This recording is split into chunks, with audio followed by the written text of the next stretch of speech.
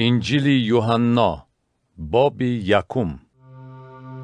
در ابتدا کلام بود و کلام با خدا بود و کلام خدا بود. آن در ابتدا با خدا بود. همه چیز به واسطه او به وجود آمد و هر آنچه وجود یافت بی او وجود نیافت. در او حیات بود و حیات نور آدمیان بود و نور در تاریکی می درخشید و تاریکی آن را فرا نگرفت. شخصی از جانب خدا فرستاده شده بود که یحیی نام داشت. وی برای شاهدی آمد که بر نور شهادت دهد تا که همه به واسطه وی ایمان آورند. وی آن نور نبود بلکه آمد که بر نور شهادت دهد.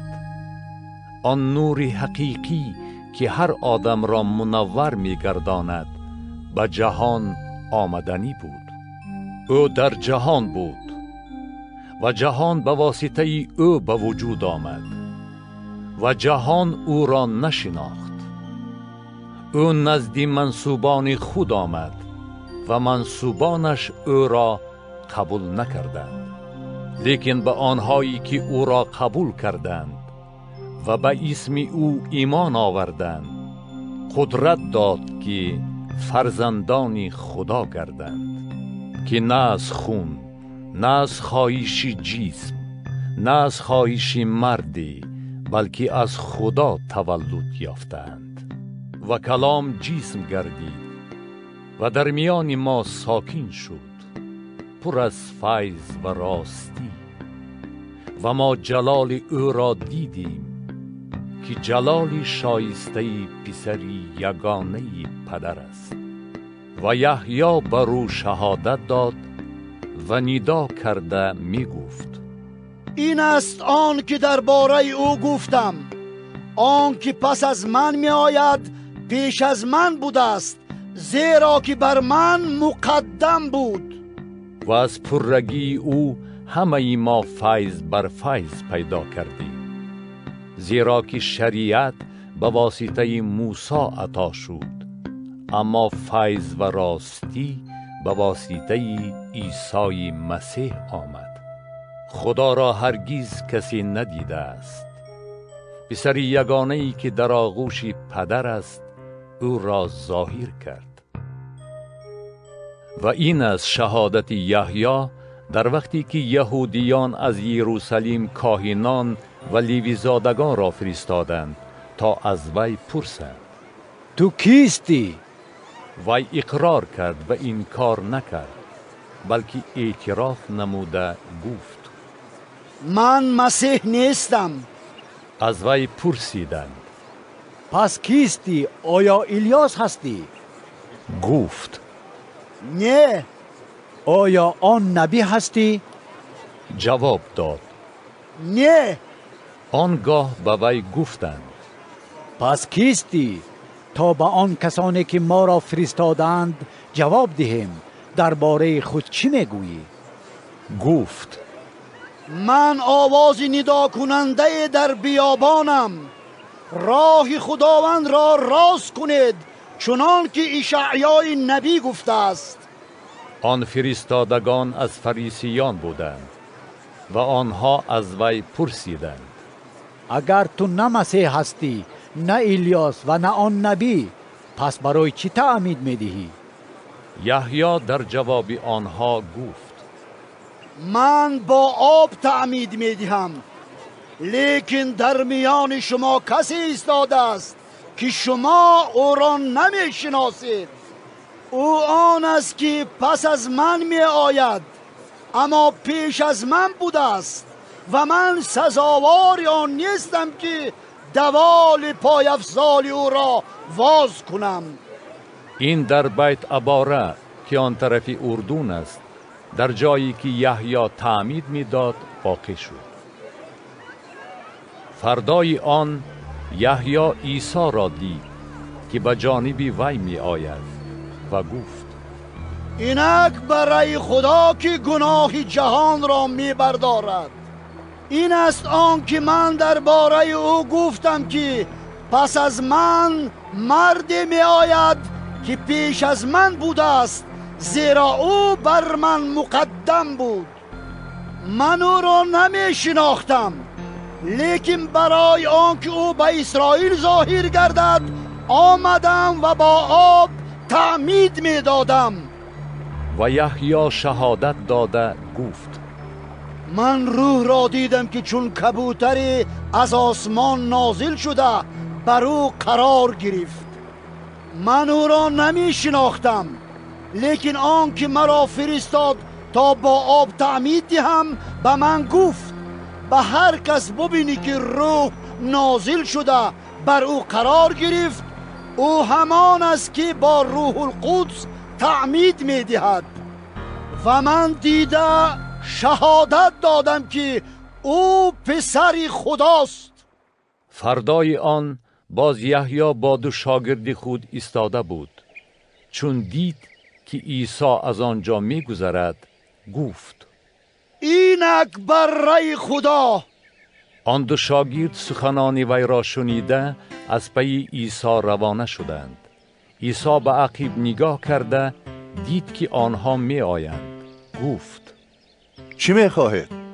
با او گفتند: ربی، یعنی ای استاد، در کجا استقامت داری؟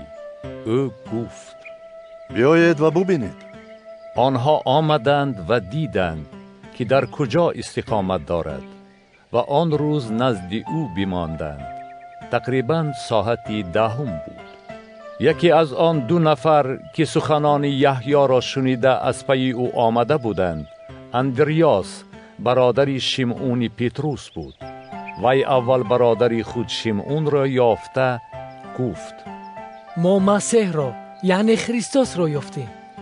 وی را نزد عیسی آورد. عیسی به وی نگریسته گفت: تو شمعون پسر یونس هستی. اکنون نامت کیفا خواهد شد که معنایش پتروس است. فردای این عیسی خواست به جلیل رود و فیلیپوس را یافته گفت: از عقب من بیا. فیلیپوس از بیت سیدا همشهری اندریاس و پتروس بود.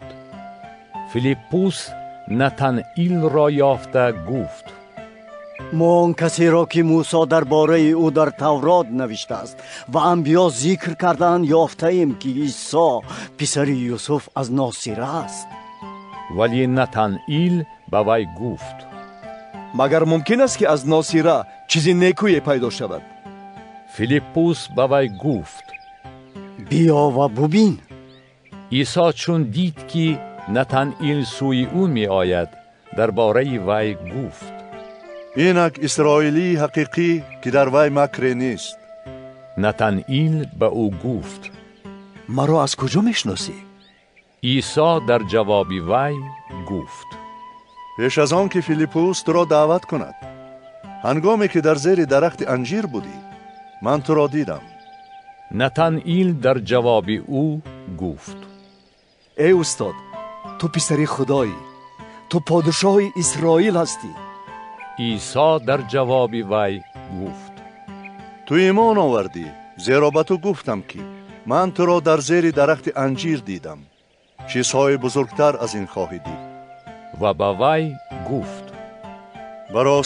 براستی به شما میگویم، من بعد آسمان را گشاده و فرشتگان خدا را که بر پسر آدم صعود و نزول میکنند خواهید دید. یوحنا باب 2. در روز 3 در قانای جلیل توی عروسی بود و مادر عیسی در آنجا بود. عیسی و شاگردانش را نیز به توی دعوت کرده بودند. چون شراب کمی کرد، مادر عیسی به او گفت: شراب ندارند. عیسی به وی گفت: تو را با من چیکار است ای زن؟ ساعت من هنوز نرسیده است. مادرش به خدمتگاران گفت: هرچی او به شما گوید به جا آورید. در آنجا موافق آیین تطهیر یهودیان 6 کوزه سنگین ایستاده بود که غنجایش هر یکی 2 یا 3 بط بود. عیسی به آنها گفت: ظرفها را از آب پر کنید. و آنها را لبریز کردند و گفت: اکنون کشیده به سردار بزم برید. و آنها بردند. چون سردار آبی به شراب مبدل شده را چشید و ندانست که از کجاست، زیرا فقط خدمتگارانی که آب را کشیده بودند می‌دانستند. و سردار داماد را خوانده به وی گفت: هر کس اول شراب خوب را می‌دهد و چون مست شدند بدش را می‌آورد، لیکن تو شراب خوب را تا حال نگاه داشته ای. این ابتدای معجزاتی بود که عیسی در قانای جلیل نشان داده جلال خود را ظاهر کرد و شاگردانش به او ایمان آوردند. پس از آن او با مادرش، برادرانش و شاگردانش به کفرنهم آمد و در آنجا ایامی کمی ماندند. و چون عید فیس یهودیان نزدیک بود، عیسی به یروشلیم رفت و دید که در معبد فروشندگانی گاو و گوسفند و کبوتر و صرافان نشستند و تازیانه از ارغمچین ساخته همه را با گاو و گوسفندان از معبد پیش کرد و تنگه های صرافان را پاشیده میزهاشان را چپه کرد و به کفتر فروشان گفت: اینها را از اینجا گرفته برید و خانه پدری مرا خانه سوداگری نسازید. و شاگردان او به خاطر آوردند که نوشته شده است: رشک خانه تو مرا خورده است. آنگاه یهودیان به او رو آورده گفتند: با ما چه علامت نشان میدهی که این کارها را میکنی؟ عیسی در جواب آنها گفت: این معبد را ویران کنید و در 3 روز من آن را برپا خواهم کرد. یهودیان گفتند: این معبد را در ظرف 46 سال بنا کردند و تو آن را در 3 روز برپا میکنی؟ لیکن او درباره معبد بدنی خود سخن می گفت. وقتی که او از مردگان احیا شد، شاگردانش به خاطر آوردند که او این را به آنها گفته بود و به نوشته ها و به سخنی که عیسی گفته بود ایمان آوردند. و هنگامی که در عید فیس در یروشلیم بود، بسیار کسان معجزاتی را که او نشان میداد دیده به اسم او ایمان آوردند. لیکن عیسی به آنها اعتماد نکرد، زیرا که همه را می شناخت و احتیاج نداشت که کسی درباره انسان شهادت دهد، زیرا که آنچه در انسان است خود می دانست. یوحنا باب 3. در بین فریسیان شخصی که نیقودیموس نام داشت از سرداران یهودیان بود و شبانه نزد عیسی آمده گفت: ای استاد، ما می‌دانیم که تو استادی هستی که از جانب خدا آمده ای، زیرا معجزاتی را که تو نشان می‌دهی هیچ کس نمی‌تواند نشان دهد جز اینکه خدا با وی باشد. عیسی در جواب وی گفت: براستی به تو میگویم، کس اگر از عالم بالا تولد نیابد ملکوت خدا را دیده نمیتواند. نیقودیموس به او گفت: چگونه ممکن است که آدمی که پیر شده باشد تولد یابد؟ آیا میتواند باز به شکم مادرش برگشته تولد یابد؟ عیسی جواب داد: براستی به تو میگویم، کس اگر از آب و روح تولد نیابد به ملکوت خدا در آمده نمیتواند. آنچه از جسم تولد مییابد جسم است و آنچه از روح تولد مییابد روح است. از آنچه به تو گفتم تعجب نکن. باید شما از عالم بالا تولد یابید. باد هر جا که خواهد میوزد، تو آواز آن را میشنوی، لیکن نمیدانی که از کجا میآید و به کجا میرود. چنین است حالت هر کی از روح تولد یافته باشد. نیقودیموس در جواب او گفت: چطور ممکن است که چنین شود؟ عیسی در جواب وی گفت: تو که یک استاد اسرائیل هستی اینها را نمیدانی؟ براستی به تو میگویم، ما از آنچه می‌دانیم سخن می‌گوییم و بر آنچه دیده‌ایم شهادت می‌دهیم، لیکن شما شهادت ما را قبول نمی‌کنید. وقتی که به شما از چیزهای زمینی سخن گفتم باور نکردید، پس هرگاه از چیزهای آسمانی سخن رانم چیسان ایمان خواهید آورد؟ هیچ کس به آسمان صعود نکرده است مگر فقط آن که از آسمان نزول کرده است، یعنی پسر آدم که جایش در آسمان است. و چنان که موسی در بیابان مار را بالا برداشت، پسر آدم نیز باید آنچنان بالا برده شود، تا هر که به او ایمان آورد تلف نشود، بلکه حیات جاودانی یابد. زیرا خدا جهان را چنان دوست داشت که پسر یگانه خود را داد تا هر که به او ایمان آورد تلف نشود، بلکه حیات جاودانی یابد. زیرا خدا پسر خود را به جهان برای آن نفرستاد که بر جهان داوری کند، بلکه برای آن که جهان به واسطه او نجات یابد. هر که به او ایمان آورد محکوم نمی شود، لیکن هر که ایمان نآورد الکی محکوم شده است، چون که به اسم پسر یگانه خدا ایمان نآورده است. و حکم این است که نور به جهان آمد، ولی مردم تاریکی را بیشتر از روشنایی دوست داشتند، چون که اعمال آنها بد است. زیرا هر که را کردار بد باشد از روشنایی نفرت دارد و پیش روشنایی نمی آید تا که اعمالش آشکار نشود. لیکن هر که راستکار است پیش روشنایی می آید تا آشکار باشد که اعمالش به وسیله خدا صادر شده است. پس از آن عیسی با شاگردانش به سرزمین یهودا آمد و در آنجا با آنها ساکن شده تعمید می‌داد.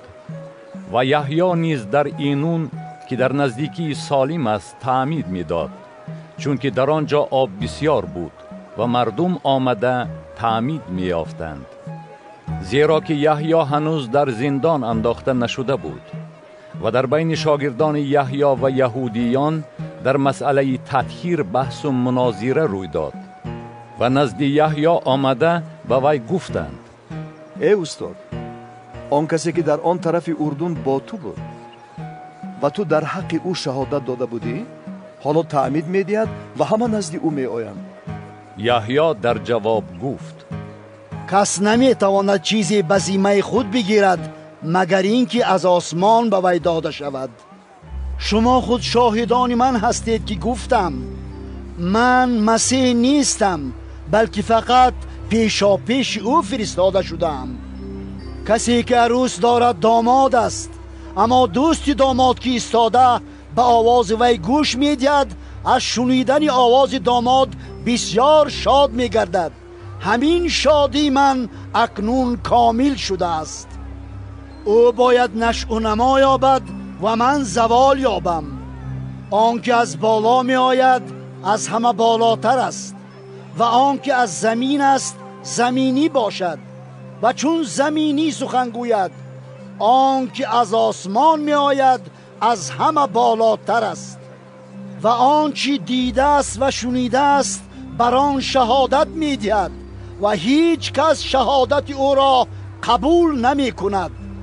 و کسی که شهادت او را قبول کرد تصدیق کرده است که خدا راست است. زیرا آن کسی که خدا فرستاد کلام خدا را می گوید، زیرا خدا روح را به میزان عطا نمی کند. پدر پسر را دوست می دارد و همه چیز را به دست او داده است.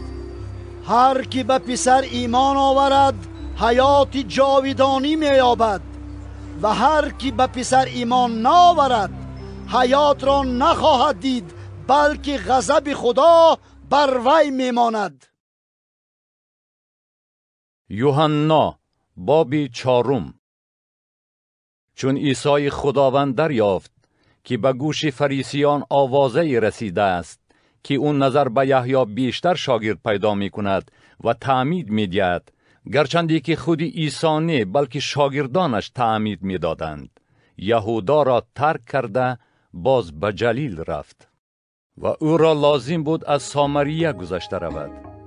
پس به یکی از شهرهای سامریه آمد که سوهر نام داشته در نزدیکی قطعه زمینی بود که یعقوب به پسر خود یوسف داده بود و در آنجا چاه یعقوب بود و عیسی از سفر مانده شده بر سر آن چاه نشست و تقریبا ساعت 6 بود که زنی از سامریان برای آب کشیدن آمد. عیسی به وی گفت: به من برای نوشیدن آب ده. زیرا که شاگردانش برای خریدن خوراک به شهر رفته بودند. زنی سامری به او گفت: چی طور تو که یهودی هستی از من آب میخواهی؟ در صورتی که من زنی سامریم، زیرا که یهودیان با سامریان معاشرت ندارند. عیسی در جواب وی گفت: اگر عطای خدا را می دانستی و کیست که به تو می گوید که به من برای نوشیدن آب ده، حالا خودت از او خواهش می کردی و او به تو آب حیات می داد.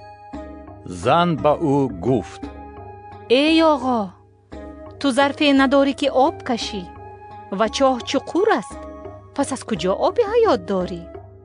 مگر تو از پدری ما یعقوب بزرگتر استی که این چاه را به ما داد و خودش و فرزندانش و چاروایش از آن می نوشیدند؟ عیسی در جواب وی گفت: هر که از این آب نوشد باز تشنه ماند، لیکن هر که از آبی که من به وی می دهم نوشد ابدا تشنه نماند، بلکه آبی که من به وی می دهم در وی چشمه آب گردد که تا حیات جاودانی می جوشد. زن به او گفت: ای آقا، به من از آن آب ده تا که دیگر تشنه نمانم و به اینجا برای آب کشیدن نآیم. عیسی به وی گفت: برو و شوهرت را بخوان و به اینجا بیا. زن در جواب گفت: من شوهر ندارم. عیسی به وی گفت: تو راست گفتی که شوهر نداری، زیرا که 5 شوهر داشتی و کسی که الحال داری شوهر تو نیست. این سخنت راست است. زن به او گفت: ای آقا، میبینم که تو نبی هستی. پدران ما در بالای این کوه پرستش میکردند، ولی شما میگویید که جایی که در آن باید پرستش کرد در یروشلیم میباشد. عیسی به وی گفت: ای زن، به من باور کن، ساعت میرسد که نه در بالای این کوه و نه در یروشلیم پدر را پرستش خواهید کرد. شما آنچه را که نمیدانید پرستش میکنید، ولی ما آنچه را که میدانیم پرستش میکنیم، زیرا که نجات از یهودیان است. لیکن ساعت میرسد و الکی رسیده است که پرستندگان حقیقی پدر را به روح و راستی پرستش خواهند کرد، زیرا که پدر طالب این گونه پرستندگان خود می باشد. خدا روح است و آنهایی که او را پرستش می کنند باید به روح و راستی پرستش کنند. زن به او گفت: میدانم که خریستوس یعنی مسیح می آید. چون او آید از هر چیز به ما خبر خواهد داد. عیسی به وی گفت: من که با تو سخن می گویم همانم. در همین وقت شاگردانش آمده تعجب کردند که او با زنی گفتگو می کند، لیکن هیچ کس نگفت که چی می طلبی یا که برای چی با وی حرف می زنی. زن کوزه خود را مانده به شهر رفت و به مردم گفت: بیایید و کسی را ببینید که هر آنچه کردم به من گفت. آیا او مسیح نیست؟ آنها از شهر بیرون شده نزد او می آمدند. در این میان شاگردان از او التماس کرده گفتند: ای استاد، بخور. با آنها گفت: من غذایی دارم که بخورم و شما آن را نمی دانید. شاگردان به یکدیگر گفتند: مگر کسی به او خوردنی آورده است؟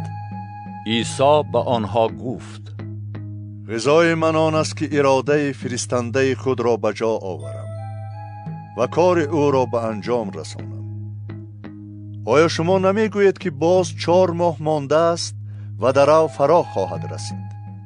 اینک من به شما می گویم چشمان خود را بالا کرده کشتزار را ببینید که برای درو سفید شده است. دروگر مزد خود را می گیرد و محصول را برای حیات جاودانی جمع می کند تا که کارنده و دروگر با هم شادی کنند. زیرا که در این مورد چنین سخن حقانی است که یکی می کارد و دیگر درو می کند. من شما را برای درویدن محصول فرستادم که برای آن شما مهنت نکرده اید. دیگران مهنت کردند و شما در مهنت آنها داخل شده اید. و از روی کلام آن زن که شهادت داده بود که هر آنچه کردم او با من گفت، از آن شهر بسیار سامریان به او ایمان آوردند. بنابراین چون سامریان پیش او آمدند، از او خواهش کردند که نزد آنها بماند و او 2 روز نزد آنها ماند و باز بسیاری از روی کلام او ایمان آوردند و به آن زن گفتند: پس از این ایمان ما از روی سخن تو نیست، زیرا که خودمان شنیدیم و دانستیم که او در حقیقت نجات دهنده عالم است، یعنی مسیح است. پس از 2 روز او از آنجا بیرون آمده به جلیل روانه شد، زیرا خود عیسی شهادت داده است که پیغمبر در زادگاه خود بیقدر است. چون او به جلیل آمد، اهل جلیل او را پذیرفتند، زیرا هر آنچه در یروشلیم در عید کرده بود دیده بودند، چون که آنها نیز به عید رفته بودند. و عیسی بار دیگر به قانای جلیل آمد که در آنجا آب را شراب گردانده بود و شخصی از درباریان بود که پسرش در کفرنهم بیمار بود.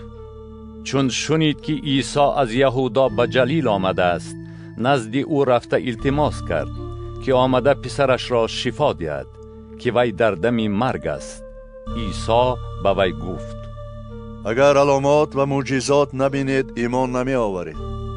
درباری به او گفت: ای آقا، پیش از آن که پسرم بمیرد بیا. عیسی به وی گفت: برو که پسرت زنده است. وی به سخنی که عیسی گفت ایمان آورده روانه شد و هنگامی که می رفت نوکرانش وی را پیشواز گرفتند و مژده داده گفتند: پسرت زنده است. از آنها پرسید: در کدام ساعت احوالش بهتر شد؟ به وی گفتند: دیروز در ساعت 7 تب لرزه وی را ترک کرد. و پدر دانست که این همان ساعتی بود که عیسی به وی گفت پسرت زنده است و خودش و تمام اهل بیتش ایمان آوردند. این معجزه دوم بود که عیسی بعد از آمدنش از یهودا به جلیل نشان داد. یوحنا باب 5. پس از آن یهودیان را عیدی بود و عیسی به یروشلیم آمد. در یروشلیم در نزد دروازه میش حوضی هست که به عبرانی بیت حسدا میگویند و آن 5 رواق دارد. در آنجا شماره زیادی بیماران، کوران، لنگان و شلان خوابیده منتظر حرکت آب بودند. زیرا فرشته خدا وقت به حوض فرآمده آب را حرکت میداد و هر کی در اثنای حرکت آب اول به حوض درآید از هر کسلی که داشت شفا می‌یافت. و کسی در آنجا بود که 38 سال باز گرفتار بیماری بود. چون عیسی وی را خوابیده دید و دانست که مدتی دراز بیمار است، به وی گفت: آیا می‌خواهی شفا یابی؟ بیمار جواب داد: ای آقا، کسی ندارم که چون آب به حرکت آید مرا به حوض اندازد. پیش از آن که من آیم دیگری خود را در حوض می اندازد. عیسی به وی گفت: برخیز، بسترت را بردار و برو. همان دم بیمار شفا یافت و بسترش را برداشته به راه درآمد. آن روز روز شنبه بود. یهودیان به کسی که شفا یافته بود گفتند: امروز شنبه است و جایز نیست که بستر خود را برداری. وی در جواب آنها گفت: آن کس که مرا شفا داد با من گفت بسترت را بردار و برو. از وی پرسیدند: کیست آن کس که به تو گفت بسترت را بردار و برو؟ لیکن آن که شفا یافته بود نمیدانست که او کیست، زیرا که در آنجا ازدحام کلانی بود و عیسی ناپدید شده رفت.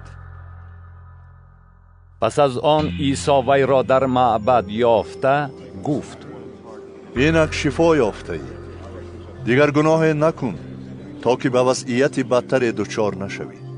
آن مرد رفته به یهودیان گفت که شفا دهنده من عیسی می باشد.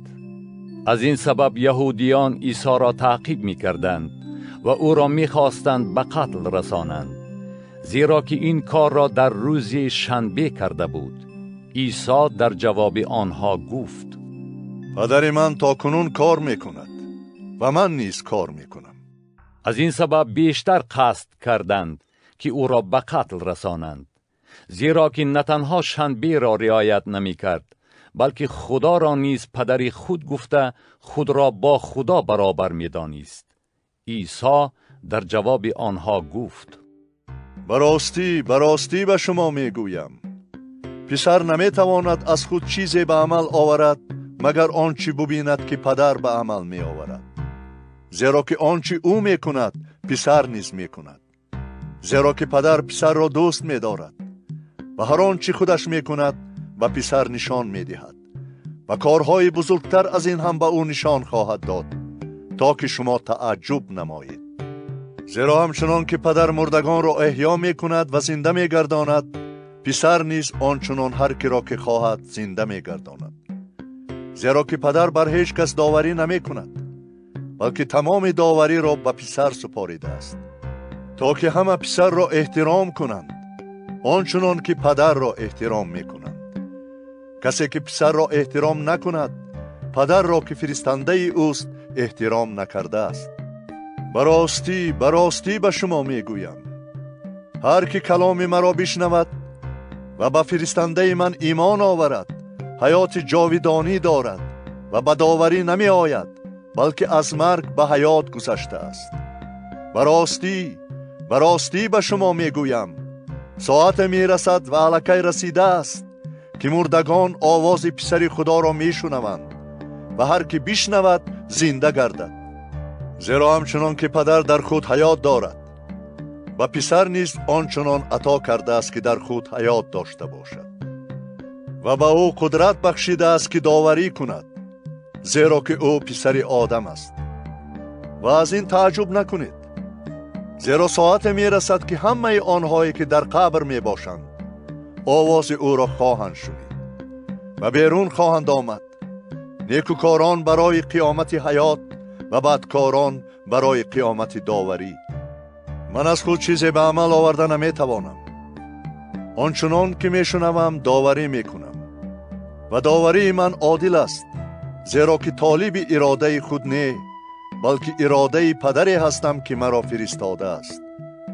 اگر من بر خود شهادت دهم، شهادت من راست نیست، دیگری هست که بر من شهادت می دهد و من می دانم که شهادتی که وی بر من می دهد راست است. شما نزد یحیی فرستادید، وی بر راستی شهادت داد، اما من شهادت آدم را قبول نمی کنم، ولی این سخنان را می گویم تا که شما نجات یابید. وی چراغی بود که می سوخت و می درخشید و شما خواستید که ساعت به نور وی شادی کنید. لیکن من شهادت دارم که از شهادت یحیی بزرگتر است، زیرا کارهایی که پدر به من عطا کرده است تا انجام دهم، یعنی این کارهایی که من می کنم، بر من شهادت می دهند که پدر مرا فرستاده است و خود پدر که مرا فرستاد بر من شهادت داده است و شما هرگز نه آواز او را شنیده اید و نه صورت او را دیده اید و کلام او در دلهای شما جای ندارد، چون که شما به آن کسی که او فرستاده است ایمان نمی آورید. شما نوشته ها را تدقیق می کنید، زیرا گمان دارید که به واسطه آنها حیات جاودانی پیدا می کنید، ولی آنها بر من شهادت می دهند و شما نمی خواهید نزد من بیایید تا که حیات یابید.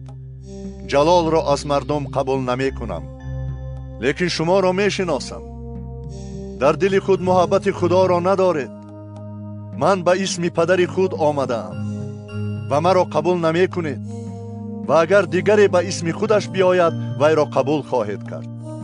شما چطور می توانید ایمان آورید در صورتی که جلال از یکدیگر می طلبید؟ لیکن جلالی را که از خدای یگانه است طالب نیستید. گمان نکنید که من نزد پدر بر شما دعوای خواهم کرد. دعواگر بر شما موسی می باشد که به وی امید بسته اید. زیرا که اگر شما به موسی ایمان می داشتید به من هم ایمان می آوردید، چون که وی در باره من نوشته است. مادامی که شما به نوشته های وی ایمان ندارید، به سخنان من چگونه ایمان خواهید آورد؟ یوحنا باب 6. پس از آن عیسی به آن طرفی بحر جلیل یا بحر تبریه رهسپار شد و مردم بسیاری از عقیب او روانه شدند، زیرا آن معجزاتی را که به بیماران نشان میداد میدیدند. عیسی به کوه برآمده با شاگردان خود در آنجا نشست. عید فسح یهودیان نزدیک بود. عیسی چشم انداخته دید که مردم بسیاری نزد او می آیند و به فیلیپوس گفت: از کجا نان بخریم که اینها بخورند؟ لیکن این را برای آزمایش به وی گفت، زیرا خود می دانست چی باید کرد. فیلیپوس در جواب او گفت: 200 دینار برای آنها کفایت نمی کند تا که هر یکی اندکی نان بخورند. یکی از شاگردانش اندریاس برادر شیمعون پتروس با او گفت: در اینجا پسری هست که 5 نان جو و 2 ماهی دارد، لیکن برای این قدر آدم چی می شود؟ عیسی گفت: مردم را شنانید. در آنجا سبزه بسیار بود و مردم که قریب 5000 مرد بودند نشستند.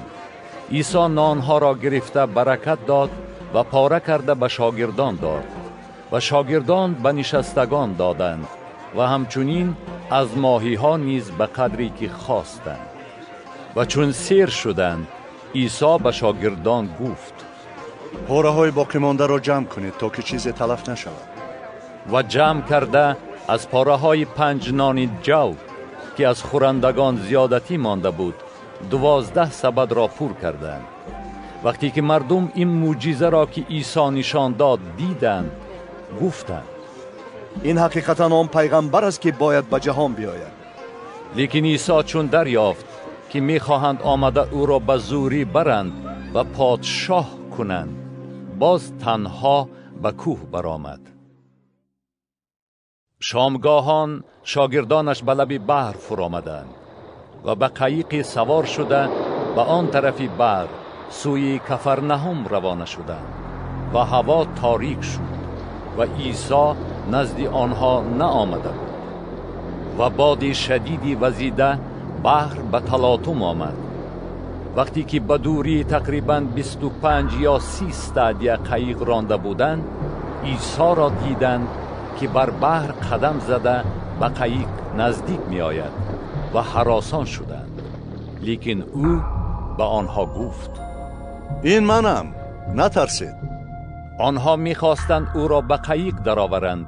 همان دم قایق به ساحلی که سوی آن روانه بودند رسید. فردای آن مردمی که در آن طرف بحر ایستاده بودند دیدند که در آنجا هیچ قایقی نبود جز آن که شاگردان او داخل آن شده بودند و عیسی با شاگردان خود به آن ندرآمده بود، بلکه شاگردانش تنها رفته بودند. لیکن قایق‌های دیگری از تبریه نزدیک همان جایی که پس از برکت دادن خداوند نان خورده بودند رسیدند. و چون مردم دیدند که عیسی و شاگردانش در آنجا نیستند، آنها نیز به قایق‌ها سوار شده به جستجوی عیسی به کفرنهم آمدند و او را در آن طرفی بحر یافته به او گفتند: ای استاد، کی به اینجا آمدی؟ عیسی در جواب آنها گفت: براستی به شما میگویم، مرا نه به سبب معجزاتی که دیدید بلکه به آن سبب جستجو میکنید که نان خورده سیر شدید. نه از برای غذای فانی، بلکه برای غذای سعی و کوشش کنید که تا حیات جاودانی باقی میماند. و پسر آدم آن را به شما خواهد داد، زیرا که خدای پدر بر او مهر زده است. به او گفتند: چی باید کنیم که اعمال پسندیده خدا را به جا آورده باشیم؟ عیسی در جواب آنها گفت: عمل پسندیده خدا این است که به آن کسی که او فرستاد ایمان آورید. به او گفتند: پس چه علامتی تو نشان میدهی تا که دیده به تو ایمان آوره؟ چی کار میکنی؟ پدران ما در بیابان من خوردند، چنان که نوشته شده است: از آسمان با آنها نان عطا کرد تا بخورند. عیسی به آنها گفت: براستی به شما میگویم، موسی نان را به شما از آسمان نداده است، بلکه پدر من نان حقیقی را به شما از آسمان میدهد. زیرا نان خدا آن کسی است که از آسمان نازل شده و جهان حیات میبخشد. آنگاه به او گفتند: ای آقا، همیشه این نان را به ما بده. عیسی به آنها گفت: من نان حیات هستم.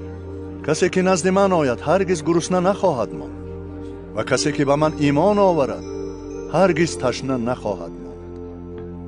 لیکن من به شما گفتم که مرا نیز دیده اید و ایمان نمی آورید. هر آنچه پدر به من عطا کند نزد من خواهد آمد، و هر که نزد من آید به در نخواهم راند. زیرا از آسمان نازل شدم نه برای آن که به اراده خود عمل کنم، بلکه به اراده فرستنده خود. و اراده پدری که مرا فرستاد این است که از آنچه به من عطا کرد چیزی تلف نکنم، بلکه در روز واپسین آن را احیا کنم. و اراده فرستنده من این است که هر کی پسر را دید و به او ایمان آورد حیات جاودانی داشته باشد، و من در روز واپسین وی را احیا خواهم کرد. یهودیان از او شکایت کردند، زیرا گفته بود که منم آن نانی که از آسمان نازل شد. و گفتند: آیا این عیسی پسر یوسف نیست که ما پدر و مادر او را میشناسیم؟ پس چطور میگوید که من از آسمان نازل شدم؟ عیسی در جواب آنها گفت: و یکدیگر شکایت نکنید. هیچ کس نمیتواند نزد من آید مگر این که پدری که مرا فرستاد وی را جلب کند، و من وی را در روز واپسین احیا خواهم کرد. در صحف انبیا نوشته شده است: و همه از خدا تعلیم خواهند یافت. و هر که از پدر شنیده و تعلیم گرفته باشد نزد من می آید. نه اینکه کسی پدر را دیده است، جز آن که از جانب خداست او پدر را دیده است. براستی به شما می گویم، هر که به من ایمان آورد حیات جاودانی دارد. من نان حیات هستم. پدران شما در بیابان من خوردند و مردند، ولیکن اینجا نان است که از آسمان نازل شد، تا هر که از آن بخورد نمیرد. من هستم آن نان زنده که از آسمان نازل شد. کسی که از این نان بخورد تا ابد زنده خواهد ماند، و نانی که من عطا میکنم بدن من است که آن را برای حیات جهان میبخشم. یهودیان با هم دیگر مباحثه کرده میگفتند: چطور این شخص میتواند بدن خود را بدهد تا ما بخوریم؟ عیسی به آنها گفت: براستی به شما میگویم، اگر بدن پسر آدم را نخورید و خون او را ننوشید در خود حیات ندارید. هر کی بدن مرا بخورد و خون مرا بنوشد حیات جاودانی دارد، و من در روز واپسین وی را احیا خواهم کرد. زیرا که بدن من غذای حقیقی است و خون من نوشاکی حقیقی است. هر کی بدن مرا بخورد و خون مرا بنوشد در من میماند و من در وی. چنان که پدر حی مرا فرستاد و من به وسیله پدر زنده هستم، همچنین کسی که مرا بخورد به وسیله من زنده خواهد. این است نانی که از آسمان نازل شد، نه آنچنان که پدران شما من را خوردند و مردند. هر که این نان را بخورد تا ابد زنده خواهد.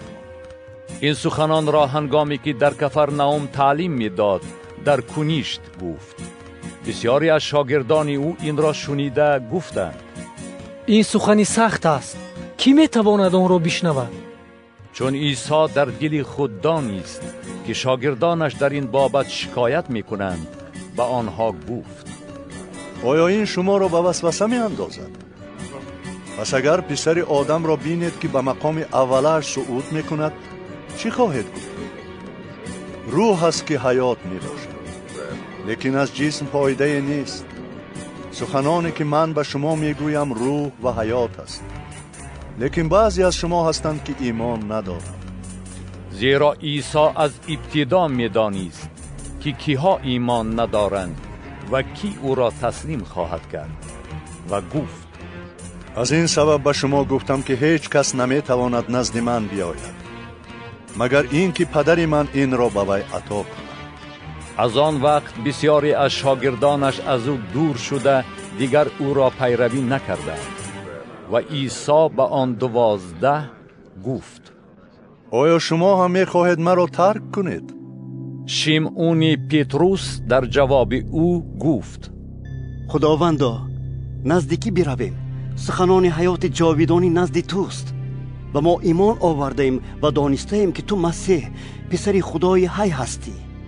عیسی در جواب آنها گفت: آیا من شما 12 را انتخاب نکردم و حالان که یکی از شما ابلیس است؟ این را او درباره یهودا پسر شیمعون اسخریوت گفت، زیرا وی که یکی از آن 12 بود میخواست او را تسلیم کند. یوحنا باب 7. پس از آن عیسی در جلیل میگشت، زیرا نمیخواست در یهودا باشد، چون که یهودیان قصد کشتن او داشتند و عید یهودیان که عید خیمه ها باشد نزدیک بود. پس برادرانش به او گفتند: اینجا را ترک کرده به یهودا روانه شو تا که شاگردانت نیز آن اعمالی را که تو به جا می آوری ببینند. زیرا کسی که می خواهد مشهور شود در پنهانی عمل نمی کند. اگر تو چنین اعمال را به جا می آوری، خود را به جهان بنما. زیرا برادرانش نیز به او ایمان نآورده بودند. عیسی به آنها گفت: وقت من هنوز نرسیده است، لیکن برای شما هر وقت مناسب است. جهان نمی تواند به شما عداوت داشته باشد، لیکن به من عداوت دارد، چون که من بر آن شهادت می دهم که اعمالش بد است. شما به این عید بروید، اما من حالا به این عید نمی روم، چون که وقت من هنوز پر نشده است. این را به آنها گفته در جلیل ماند. وقتی که برادرانش به عید آمدند، او نیز آمد، نه آشکارا بلکه پنهانی. اما یهودیان او را در عید جستجو نموده می گفتند: او کجاست؟ و در میان مردم درباره او گفتگوی بسیاری بود. بعضی ها می گفتند: او نیکوست. اما دیگران می گفتند: نه، او مردم را گمراه می کند. لیکن از ترس یهودیان هیچ کس درباره او آشکارا سخن نمی گفت. چون نصف عید گذشت، عیسی به معبد آمده تعلیم داد و یهودیان در حیرت افتاده گفتند: این شخص نوشته ها را چگونه می داند در صورتی که هرگز تعلیم نیافته است؟ عیسی در جواب آنها گفت: تعلیم من از آن من نیست، بلکه از آن فرستنده من است. اگر کسی خواهد اراده او را به عمل آورد، درباره این تعلیم خواهد دانست که آیا آن از خداست یا که من از خود سخن می گویم. هر که از خود سخن گوید جلال خود را می جوید، ولی هر که جلال فرستنده خود را می جوید او حقیقی است و در او ناراستی نیست. آیا موسی به شما شریعت را نداد و کسی از شما از روی شریعت عمل نمی کند؟ چرا می خواهید مرا بکشید؟ مردم در جواب گفتند: تو دیو داری کی میخواهد تو را بکشد؟ عیسی در جواب آنها گفت: یک کار کردم و همه شما در حیرت مانده. موسی به شما ختنه را داد که آن نه از موسی بلکه از پدران بود و شما پسران خود را در روز شنبه ختنه میکنید. مادامی که پسران را در روز شنبه ختنه میکنند تا که شریعت موسی ویران نشود، پس چرا بر من خشمگین میشوید که در روز شنبه کسی را شفای کامل دادم؟ از روی نمود ظاهری داوری نکنید، بلکه از روی عدالت داوری کنید. آنگاه بعضی از اهل یروشلیم گفتند: آیا این همان کسی نیست که او را میخواهند بکشند؟ اینکو آشکارا سخن میگوید و به او چیزی نمیگوید. آیا سرداران یقین دانستند که او در حقیقت مسیح است؟ لیکن ما میدانیم که این شخص از کجاست، اما چون مسیح آید کسی نخواهد دانست که او از کجاست. و عیسی وقتی که در معبد تعلیم میداد ندا کرده گفت: مرا میشناسید و نیز میدانید که من از کجا هستم و من از خود نآمدم، ولی فرستنده من حقیقی است که شما او را نمیشناسید، اما من او را میشناسم، چون که من از جانب او هستم و او مرا فرستاده است. آنگاه خواستند او را دستگیر کنند، ولی کسی دست بر او نانداخت، چون که هنوز ساعتش نرسیده بود. لیکن بسیاری از مردم به او ایمان آوردند و گفتند: چون مسیح آید نخود که از این شخص بیشتر علامات نشان خواهد داد. و فریسیان شنیدند که مردم درباره او چنین میگویند، پس فریسیان و سرکاهنان ملازمان را فرستادند تا که او را دستگیر کنند. و عیسی گفت: باز مدت کمی من نزد شما هستم، پس از آن نزد فرستنده خود می روم. شما مرا خواهید جست و نخواهید یافت و به آن جایی که من هستم نمی توانید بیایید. و یهودیان به یکدیگر گفتند: او به کجا می خواهد برود که ما او را یافته نتوانیم؟ آیا می خواهد نزد آنهایی برود که در بین یونانیان پراکنده هستند و یونانیان را تعلیم دهد؟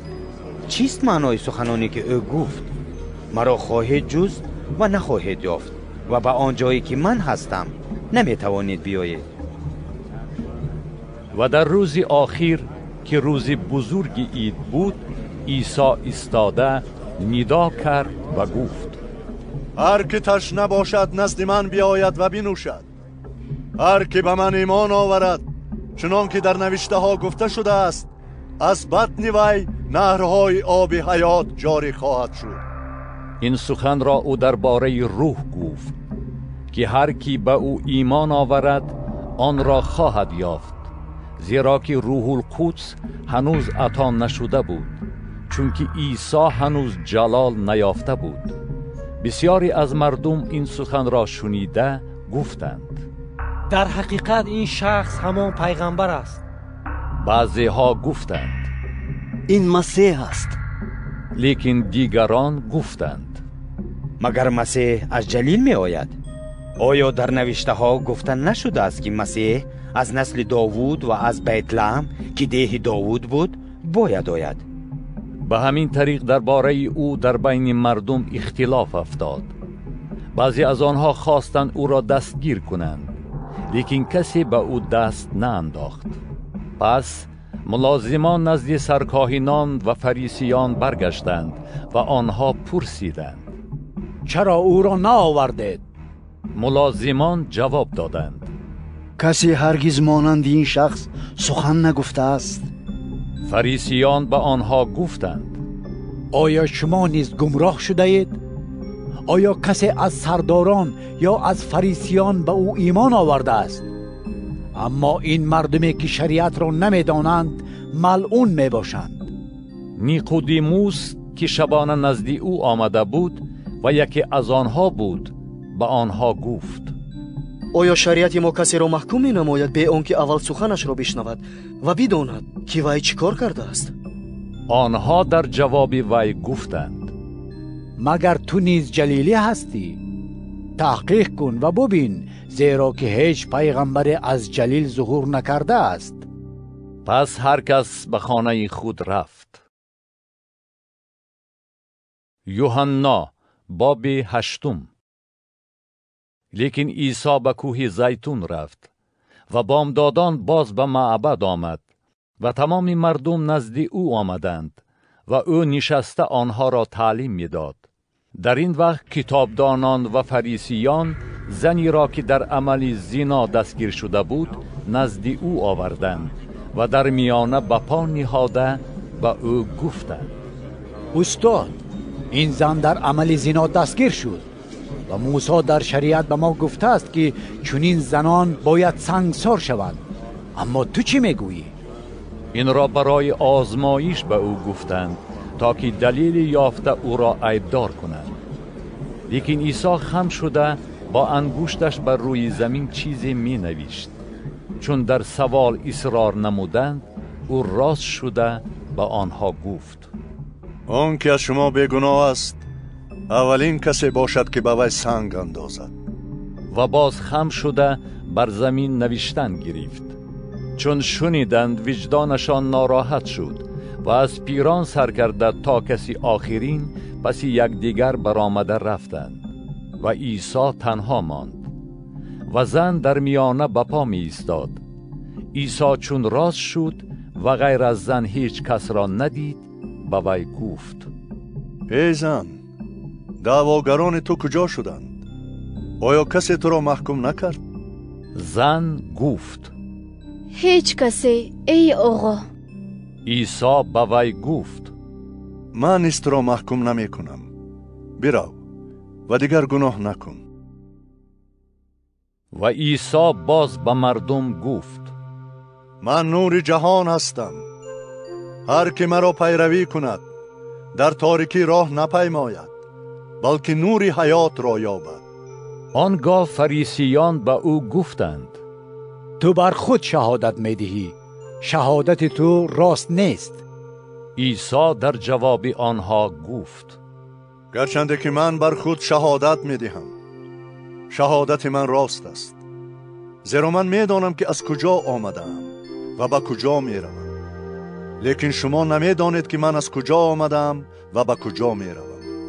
شما از روی جسم داوری میکنید، ولی من هیچ کس را داوری نمیکنم. و اگر من داوری کنم، داوری من راست است، چون که من تنها نیستم، بلکه پدری که مرا فرستاد با من است.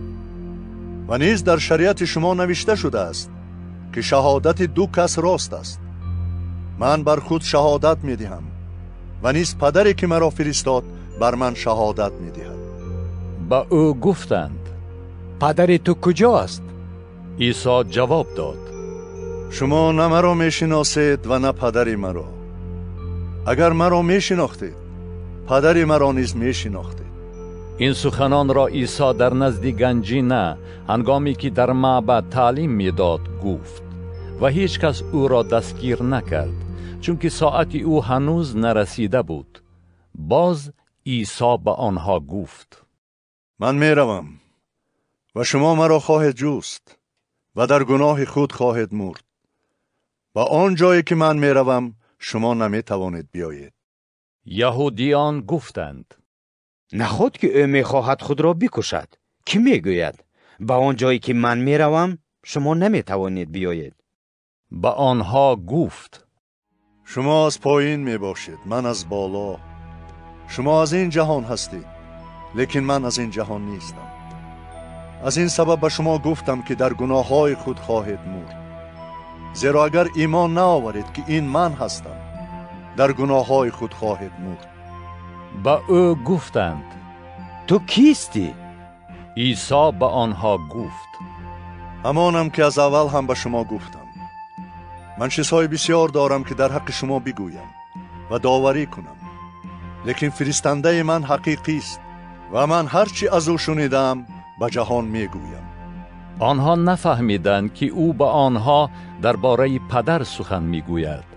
عیسی به آنها گفت: وقتی که پسر آدم را بلند برداشتید، خواهید فهمید که این من هستم و هیچ عمل را از خودم نمی کنم، بلکه آنچه را که پدرم به من تعلیم داد میگویم. فرستنده من با من است. پدر مرا تنها نگذاشته است، زیرا که من همیشه اعمال پسندیده او را به جا می آورم. چون این را گفت بسیار کسان به او ایمان آوردند.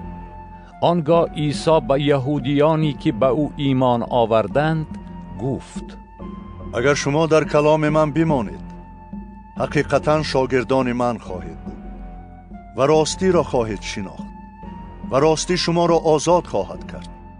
به او جواب دادند: ما فرزندان ابراهیم هستیم و هیچگاه غلام کسی نبودیم. پس چیسان تو میگویی که آزاد خواهد شد؟ عیسی در جواب آنها گفت: براستی به شما میگویم، هر که گناه میکند غلام گناه است. لیکن غلام همیشه در خانه نمیماند، پسر همیشه میماند. پس اگر پسر شما را آزاد کند، حقیقتا آزاد خواهید بود. میدانم که فرزندان ابراهیم هستید، لیکن میخواهید مرا بکشید، چون که کلام من در شما نمیگنجد. من آنچه نزد پدر خود دیدم میگویم و شما آنچه نزد پدر خود دیده اید میکنید. آنها در جواب او گفتند: پدر ما ابراهیم است. عیسی به آنها گفت: اگر فرزندان ابراهیم می بودید، اعمال ابراهیم را به جا می آوردید، ولیکن حالا می خواهید مرا بکشید. و من شخصی هستم که راستی را آنچنان که از خدا شنیدم به شما می گویم. ابراهیم چنین کار نکرده است، شما اعمال پدر خود را می کنید. به او گفتند: ما از زنا تولد نیافتیم، ما یک پدر داریم که خدا باشد. عیسی به آنها گفت: اگر خدا پدر شما می بود، مرا دوست می داشتید، چون که من از جانب خدا برآمده نزد شما آمدم. زیرا که من به اراده خود نآمدم، بلکه او مرا فرستاد. چرا کلام مرا نمی فهمید؟ چون که کلام مرا نمی توانید بشنوید. پدر شما ابلیس است و شما می خواهید آرزوهای پدر خود را به عمل آورید. و از ابتدا قاتل بود و در راستی ثابت نماند، زیرا که در وی راستی نیست. وقتی که وی سخن دروغ میگوید، از آن خود را میگوید، زیرا که وی دروغ گوی و پدر دروغ است. لیکن از بس که من سخن راست را به شما میگویم، به من ایمان نمی آورید. کیست از شما که مرا به گناه طعنه زده تواند؟ پس اگر من سخن راست را گویم، چرا به من ایمان نمی آورید؟ کسی که از خدا باشد به کلام خدا گوش می دهد. شما به آن سبب گوش نمی دهید که از خدا نیستید. آنگاه یهودیان در جواب او گفتند: آیا درست نگفتیم که تو سامری هستی و دیو داری؟ عیسی جواب داد: من دیو ندارم، بلکه پدر خود را حرمت می کنم. ولی شما به من به حرمتی می کنید. من جلال خود را طالب نیستم، یکی هست که طالب و داور می باشد. به راستی به شما می گویم، کسی که کلام مرا رعایت کند تا ابد مرگ را نخواهد دید. یهودیان به او گفتند: اکنون دانستیم که تو دیو داری. ابراهیم و انبیا مردند، ولی تو میگویی کسی که کلام مرا رعایت کند تا ابد مزه مرگ را نخواهد چشید.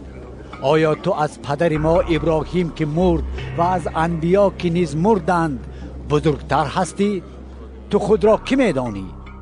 عیسی جواب داد: اگر من خود را جلال دهم، جلال من هیچ چیزی نباشد. مرا پدر من جلال می بخشد که در حق شما می گوید او خدای ماست و او را نشناخته اید، لیکن من او را می شناسم. و اگر بگویم که او را نمی شناسم، مثل شما دروغگوی می شوم. لیکن من او را می شناسم و کلام او را رعایت می کنم. پدر شما ابراهیم شاد بود که روزی مرا ببیند و دید و شاد گردید. یهودیان به او گفتند: هنوز 50 ساله هم نیستی و تو ابراهیم را دیده ای؟ عیسی به آنها گفت: به راستی به شما می گویم، پیش از آن که ابراهیم پیدا شد من هستم. آنگاه سنگ برداشتند تا که او را سنگسار کنند. لیکن عیسی پنهان شد و از میان آنها گذشته از معبد بیرون شد و رفت. یوحنا باب 9. و چون می رفت یک کوری مادرزاد را دید و شاگردانش از او پرسیده گفتند: ای استاد، کی گناه کرد؟ این آدم یا پدر و مادرش که وی کور زاییده شد؟ عیسی جواب داد: نه این آدم گناه کرد و نه پدر و مادرش، بلکه برای آن که در وی اعمال خدا آشکار گردد. تا وقتی که روز است من باید اعمال فرستنده خود را به جا آورم. شب که آید هیچ کس نمیتواند کاری بکند. تا وقتی که من در جهان هستم نور جهانم. این را گفته آب دهان بر زمین انداخت و با آن آب گیل ساخت و آن گیل را بر چشمان کور مالید و به وی گفت: برو و در حوض شلوه که معنایش فرستاده می باشد خود را بشوی. وی رفته خود را شست و بینا شده آمد. همسایگان و کسانی که پیش از آن وی را در حالت کوری دیده بودند گفتند: آیا این همان نیست که نشسته گدایی میکرد؟ بعضی گفتند: همان است. و بعضی گفتند: فقط به وی مانند است. ولی خودی وی گفت: من همانم.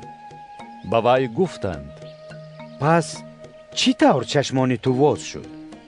وی در جواب گفت: کسی که عیسی نامیده می شود گیل ساخته به چشمانم مالید و گفت: برو و در حوض شلوه خود را بشوی. من رفته خود را شستم و بینا شدم. به وی گفتند: او کجاست؟ گفت: نمیدانم. آن آدم را که پیشتر کور بود نزد فریسیان بردند و آن روزی که عیسی گیل ساخته چشمان وی را واز کرد روز شنبه بود. فریسیان نیز از وی پرسیدند که چی طور بینا شد. به آنها گفت: گیل ساخته به چشمانم گذاشت و من خود را شسته بینا شدم.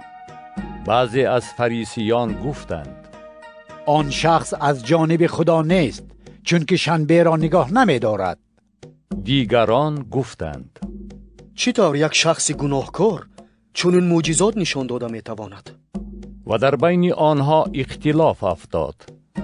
باز با آن کور گفتند: درباره او که چشمان تو را گشاد چی میگویی؟ گفت: پیغمبر است. یهودیان باور نکردند که وی کور بود و بینا شد، تا اینکه پدر و مادری آن بینا شده را دعوت نموده از آنها پرسیدند: آیا این است پسر شما که میگویید کور زاییده شده است؟ پس چی طور وی الحال بینا شده است؟ پدر و مادر وی در جواب آنها گفتند: ما میدانیم که این پسر ماست و کور زاییده شده است، لیکن الحال چی طور بینا شده است نمیدانیم و چشمان وی را کی باز کرده است نمیدانیم. وی بالغ است، از خودش پرسید تا احوال خود را بیان کند. پدر و مادرش چنین گفتند چون که از یهودیان می ترسیدند، زیرا که یهودیان الکی زبان یک کرده بودند که هر کی او را چون مسیح اعتراف نماید از کنیشت برانند. از این سبب پدر و مادرش گفتند که وی بالغ است، از خودش پرسید. آنگاه باری دیگر آن آدم را که کور بود طلبیده گفتند: خدا را ثنا گوی، ما میدانیم که آن شخص گناهکار است. در جوابشان گفت: آیا گناهکار است یا نه نمیدانم. یک چیز را میدانم که کور بودم و حالا بینا هستم. باز به وی گفتند: با تو چی کار کرد؟ چی طور چشمانی تو را باز کرد؟ به آنها جواب داد: الکی به شما گفتم و گوش ندادید. چرا میخواهید دوباره بشنوید؟ آیا شما نیز میخواهید شاگردان او شوید؟ وی را مذمت نموده گفتند: تو شاگرد او هستی، ما شاگردان موسییم. ما میدانیم که خدا به موسی سخن گفت، لیکن این شخص را نمیدانیم از کجاست. آن آدم در جواب آنها گفت: این عجیب است که شما از کجا بودنی او را نمیدانید و حال آنکه او چشمان مرا واز کرد. ما میدانیم که خدا دعای گناهکاران را نمیشنود، لیکن اگر کسی خدا ترس باشد و اراده او را بجا آورد، دعایش را میشنود. هرگز شنیده نشده است که کسی چشمان کور مادرزاد را واز کرده باشد. اگر او از جانب خدا نمی بود، هیچ کار کرده نمی توانست. در جواب وی گفتند: تو که کاملا در گناه تولد یافته ای، ما را تعلیم می دهی؟ پس وی را بدر راندند. عیسی چون شنید که وی را بدر راندند، وی را یافته گفت: آیا تو به پسر آدم ایمان داری؟ در جواب گفت: ای آقا، او کیست تا که به او ایمان آورم؟ عیسی به وی گفت: تو را دیده ای و او همان است که حالا با تو گفتگو می کند. گفت: ایمان دارم خداوندا. و به او سجده کرد. و عیسی گفت: من برای داوری به این جهان آمدم تا که کوران بینا و بینایان کور شوند. بعضی از فریسیان که نزد او بودند چون شنیدند به او گفتند: نخواد که ما هم کور باشیم. عیسی به آنها گفت: اگر کور می بودید گناه نمی داشتید، اما چون می گویید که بینا هستید، پس گناه شما می ماند. یوحنا باب 10. براستی به شما می گویم، هر کی به آخل گوسفند از در ندرآید، بلکه از راه دیگر داخل شود، وی دزد و راهزن است. لیکن هر کی از در درآید، وی چوپان گوسفندان است. دربان در را برای وی می گشاید. گوسفندان به آواز وی گوش می دهند. وی گوسفندان خود را نام به نام می خواند و بیرون می برآورد. چون گوسفندان خود را برآورد، پیشا پیش آنها می رود و گوسفندان از عقیب وی می روند، چون که آوازش را می شناسند. لیکن از عقیب کسی بیگانه نمی روند، بلکه از وی می گریزند، چون که آواز بیگانه را نمی شناسند. همین مثل را عیسی به آنها گفت، لیکن آنها نفهمیدند که او به آنها چی گفت. باز عیسی به آنها گفت: براستی به شما می گویم، من برای گوسفندان در هستم. همه کسانی که پیش از من آمدند دزد و راهزن هستند، لیکن گوسفندان به آواز آنها گوش ندادند. من در هستم. هر کی به وسیله من داخل شود نجات می یابد و به درون و بیرون می رود و چراگاه پیدا می کند. دزد می آید تا که بدزدد، بکشد و تلف کند. من آمدم تا که آنها حیات یابند و آن را به فراوانی داشته باشند. من چوپان نیکم. چوپان نیک جان خود را برای گوسفندان فدا می کند. لیکن مزدوری که چوپان نیست و گوسفندان از آن خودش نیستند، چون ببیند که گرگ می آید، گوسفندان را مانده می گریزد و گرگ گوسفندان را می گیرد و پراکنده می کند. مزدور می گریزد چون که مزدور است و غم گوسفندان را نمی خورد. من چوپان نیکم و منسوبان خود را می شناسم و منسوبانم مرا می شناسند.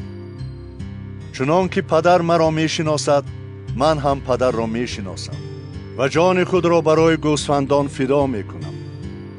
من گوسفندان دیگر نیز دارم که از این عاقل نیستند و آنها را نیز باید آورم. آنها نیز آواز مرا خواهند شنید و یک رمه و یک چوپان خواهند شد.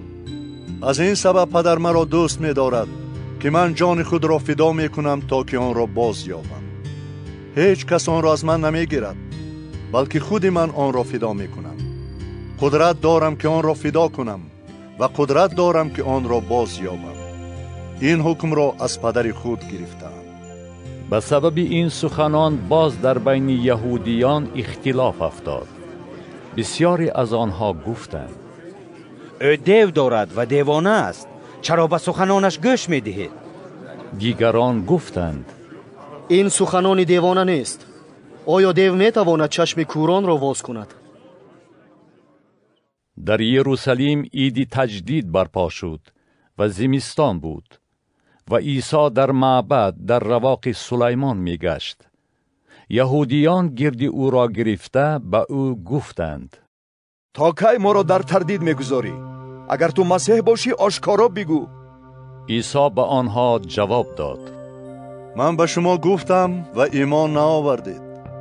اعمالی که من به اسم پدر خود به جا می آورم بر من شهادت می دهد. لیکن شما ایمان نمی آورید، زیرا که از گوسفندان من نیستید، چنان که به شما گفتم.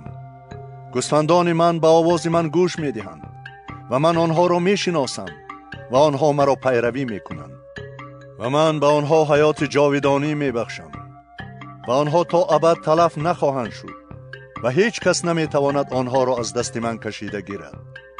پدری که آنها را به من داد از همه بزرگتر است و هیچ کس نمی تواند آنها را از دست پدر من کشیده گیرد. من و پدر یک هستیم.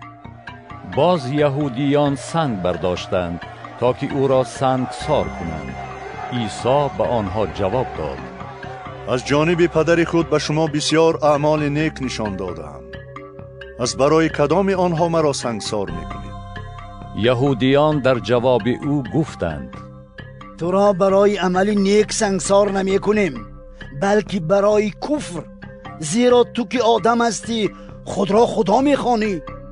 عیسی به آنها جواب داد: آیا در شریعت شما نوشته نشده است؟ من گفتم شما خدایان هستید. اگر آنهایی را که کلام خدا سویشان نازل شد خدایان خوانده است و نوشته نمی تواند باطل شود، پس به کسی که پدر او را تقدیس کرده به جهان فرستاد، چطور شما میگویید که کفر میگویی؟ چون که گفتم پسر خدا هستم.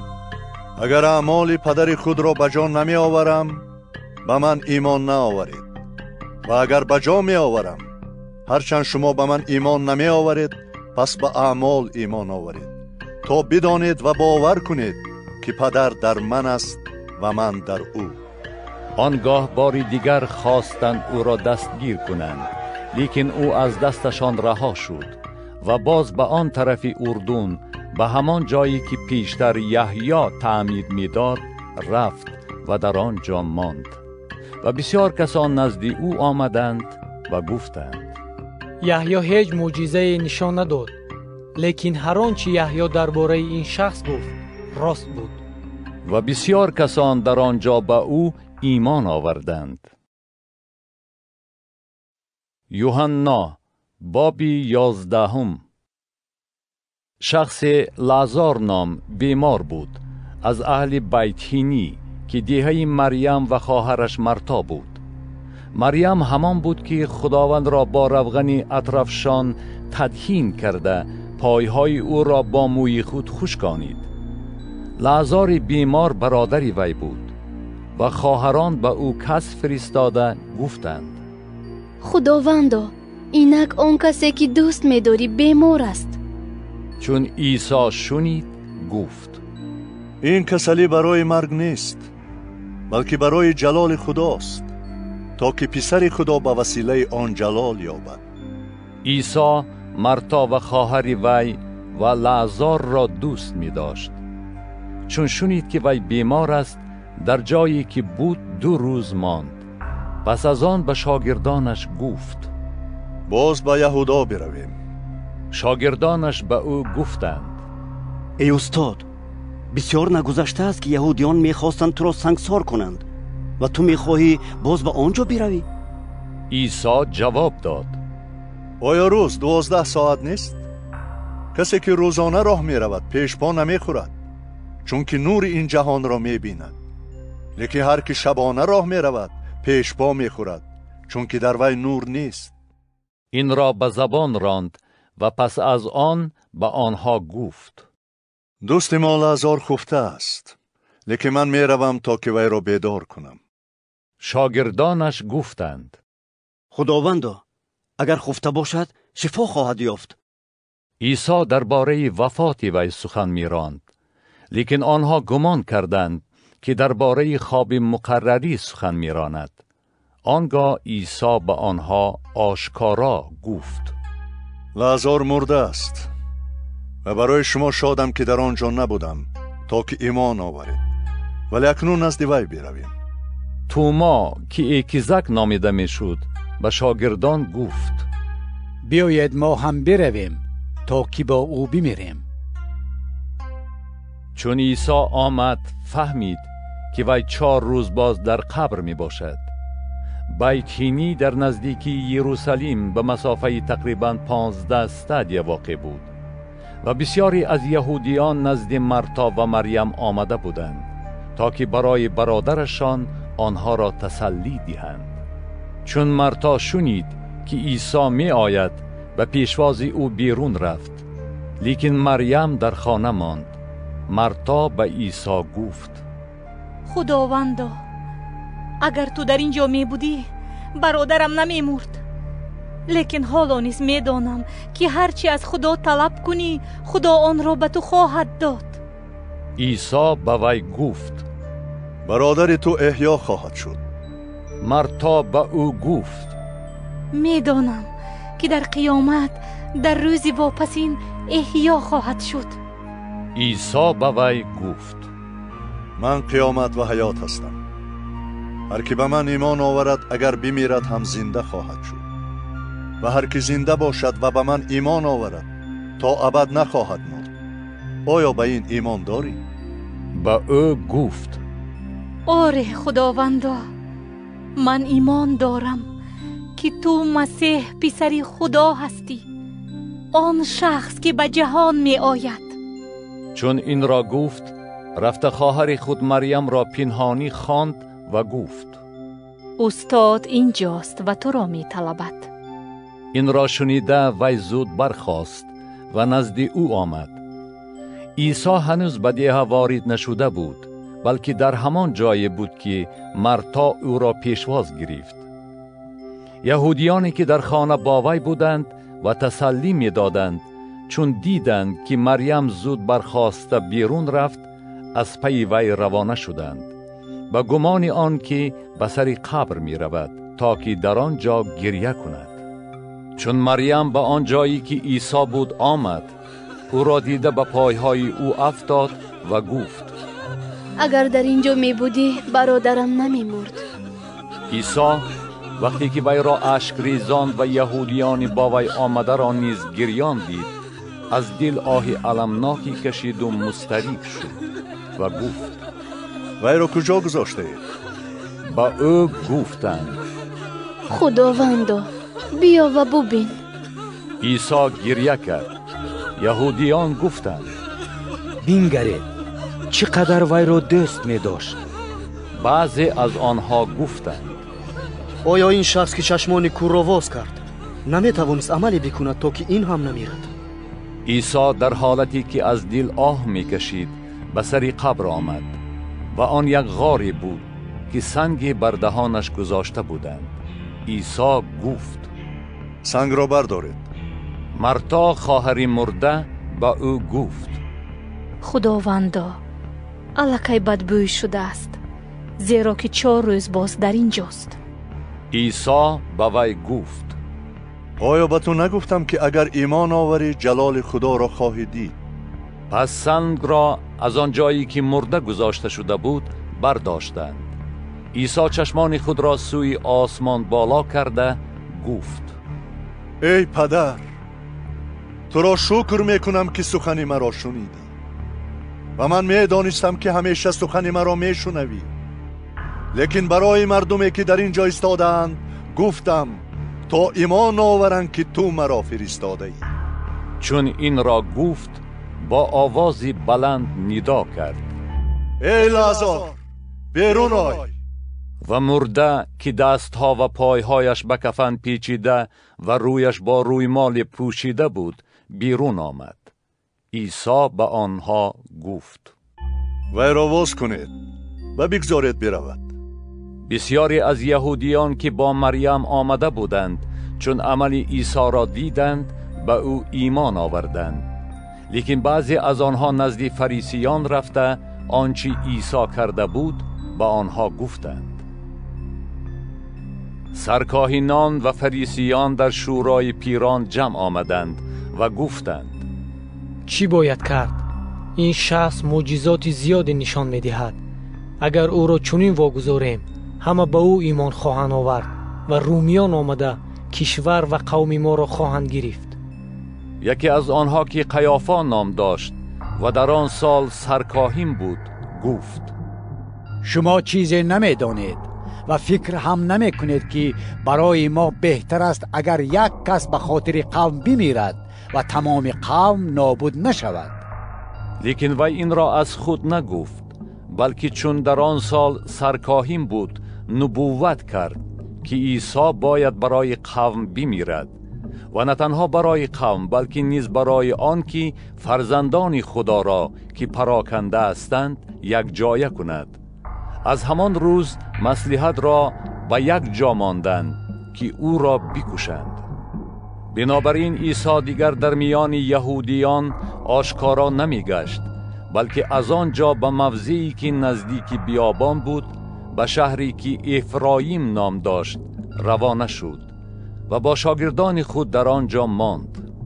چون عید فسح یهودیان نزدیک شد، مردم بسیاری از هر طرف مملکت پیش از فسح به یروشلیم آمدند تا که خود را تطهیر نمایند.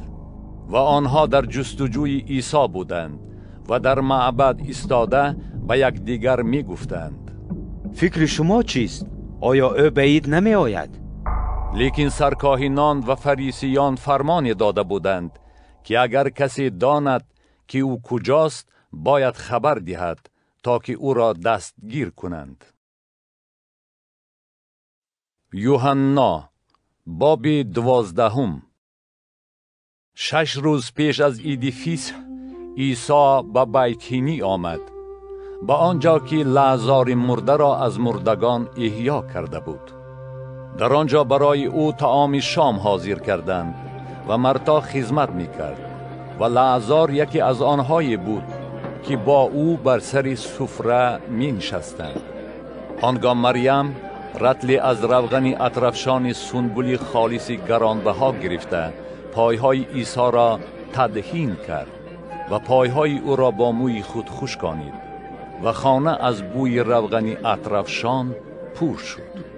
و یکی از شاگردانش یهودا ابن شمعون اسکریوت که میخواست او را تسلیم کند گفت: چرا این روغن اطرفشان به 300 دینار فروخته نشد تا که به مسکینان تقسیم کرده داده شود؟ و این را نه از برای آن گفت که غمخوار مسکینان باشد، بلکه برای آن که دزد بود. همیان پول در دستش بود و از پولی که در آن می انداختند برای خود می گرفت. عیسی گفت: وی را آرام گذار، و این را برای روز دفن من سرشته کرده نگاه داشته است. زیرا که مسکینان هر وقت نزد شما هستند، لیکن من همیشه با شما نیستم. بسیاری از یهودیان چون خبر یافتند که او در آنجاست آمدند تا که نه تنها عیسی را بلکه نیز لعازر را که او از مردگان احیا کرده بود ببینند. آنگاه سرکاهنان قرار دادند که لعازر را نیز بکشند، چون که به خاطر وی بسیاری از یهودیان به آنجا می آمدند و به عیسی ایمان می آوردند. فردای آن مردم بسیاری که به عید آمده بودند چون شنیدند که عیسی به یروشلیم می آید، شاخه های درخت خرما را به دست گرفته و پیشواز او برآمدند و فریاد می کردند: هوشعنا، مبارک است پادشاه اسرائیل که به اسم خداوند می آید. و عیسی خرکره یافته بر آن سوار شد، چنان که نوشته شده است: نترس ای دختر سیون، اینک پادشاه تو بر کره سوار شده می آید. شاگردانش اول این چیزها را نفهمیدند، لیکن چون عیسی جلال یافت آنگاه به خاطر آوردند که این چیزها درباره او نوشته شده بود و همچنان برای او به جا آورده شد. و مردمی که با او بودند شهادت دادند که او لعازر را از قبر خواند و از مردگان احیا کرد. به این سبب نیز مردم به پیشوازی او برآمدند، زیرا شنیده بودند که او چنین معجزه نشان داده است. لیکن فریسیان به یکدیگر گفتند: آیا میبینید که هیچ فایده نمیبرید؟ اینک تمام جهان از پی او می رود. در بین آنهایی که در عید برای عبادت آمده بودند بعضی یونانی ها بودند. آنها نزد فیلیپوس که از بیت سیدای جلیل بود آمدند و التماس نموده گفتند: ای آقا، ما میخواهیم عیسی را ببینیم. فیلیپوس آمده به اندریاس گفت. بعد اندریاس و فیلیپوس به عیسی گفتند. عیسی در جواب آنها گفت: ساعت آن رسیده است که پسر آدم جلال یابد. براستی به شما میگویم اگر دانه گندم در خاک افتاده نمیرد فقط خودش باقی میماند، لیکن اگر بمیرد دانه های فراوان می آورد. کسی که جان خود را دوست دارد آن را برباد می دهد و کسی که از جان خود در این جهان نفرت کند تا حیات جاودانی آن را نگاه خواهد داشت. هر که به من خدمت می کند باید مرا پیروی نماید و هر کجا که باشم خادم من نیز آنجا خواهد بود و هر که به من خدمت می کند پدر وی را محترم خواهد داشت. الحال جان من در اضطراب است. چی بگویم؟ ای پدر، مرا از این ساعت رها نما، اما محض برای همین ساعت من آمدم. ای پدر، اسم خود را جلال ده. در حال صدای از آسمان در رسید: جلال دادم و باز جلال خواهم داد. مردمی که در آنجا ایستاده بودند این را شنیده گفتند: رعد غورید. دیگران گفتند: فرشته با او سخن گفت. عیسی در جواب گفت: این صدا نه از برای من بلکه برای شما آمد. الحال داوری بر این جهان است. الحال میر این جهان بدر رانده می شود و هنگامی که من از زمین بالا برده می شوم همه را سوی خود خواهم کشید. این را گفت تا اشارت کند که با چگونه مرگ او باید بمیرد. مردم در جواب او گفتند: ما از تورات شنیدیم که مسیح تا ابد باقی خواهد ماند. پس چه سان میگویی که پسر آدم باید بالا برده شود؟ این پسر آدم کیست؟ عیسی به آنها گفت: باز مدت کوتاه نور با شماست. تا آدمی که نور با شماست راه روید تا که ظلمات شما را فرا نگیرد و کسی که در تاریکی راه می رود نمی داند که کجا می رود. تا آدمی که نور با شماست به نور ایمان آورید تا که پسران نور گردید. این سخنان را گفته عیسی از پیش آنها رفت و پنهان شد. با وجود معجزات بسیاری که در پیش نظرشان نشان داد آنها به او ایمان نآوردند تا سخن اشعیای نبی به عمل آید که گفته بود: خداوندا، کی به پیغام ما باور کرد و بازوی خداوند به کی آشکار گردید؟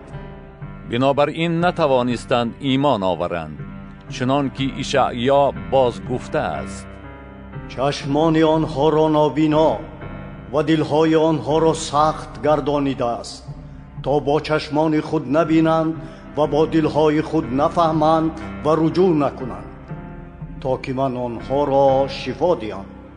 چنین گفت اشعیا هنگامی که جلال او را دید و درباره او سخن راند. با وجود این بسیاری از سرداران نیز به او ایمان آوردند، اما از ترس فریسیان اقرار نکردند که مبادا از کنیشت رانده شوند، زیرا که جلال مردم را بیشتر از جلال خدا دوست می داشتند. لیکن عیسی ندا کرده گفت: هر که به من ایمان آورد به من نه بلکه به فرستنده من ایمان آورده است و هر که مرا بیند فرستنده مرا دیده است. من نور هستم که به جهان آمدم تا هر که به من ایمان آورد در تاریکی نماند. و اگر کسی سخنان مرا شنیده رعایت نکند من بر وی داوری نخواهم کرد، زیرا نآمدم که بر جهان داوری کنم بلکه جهان را نجات بخشم. هر که مرا رد کرده سخنانم را قبول نکند داوری بر خود دارد. کلامی که گفتم در روز واپسین بر وی داوری خواهد کرد. زیرا که من از خود نگفتم، بلکه پدری که مرا فرستاد به من حکم داد که چی بگویم و چگونه سخن رانم. و من میدانم که حکم او حیات جاودانی است. پس آنچه من میگویم همان است که پدر فرموده است تا بگویم. یوحنا بابی 13. پیش از عید فیسح، چون عیسی دانست که ساعت او رسیده است تا که از این جهان نزد پدر برود، او که منسوبان خود را در این جهان دوست می داشت، آنها را تا به آخر دوست داشت.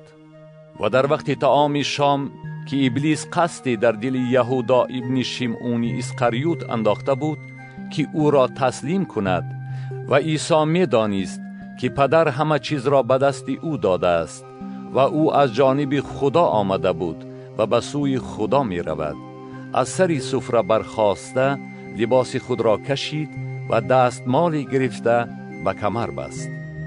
بعد از آن به تغاره آب ریخته و شستن پایهای شاگردانش و خشکانیدن آنها با دستمالی که به کمرش بسته بود شروع نمود. چون نزد شیمعون پتروس آمد، وی گفت: خداوند، تو پایهای مرا میشویی؟ عیسی در جواب وی گفت: آنچه من میکنم الحال نمیدانی، لیکن بعد خواهی فهمید. پتروس به او گفت: پایهای مرا هرگز نخواهی شست. عیسی به وی جواب داد: اگر تو را نشویم، تو را با من حصه نیست. شیمعون پتروس به او گفت: خداوندا، نه تنها پایهای مرا، بلکه نیز دستها و سر مرا بشوی.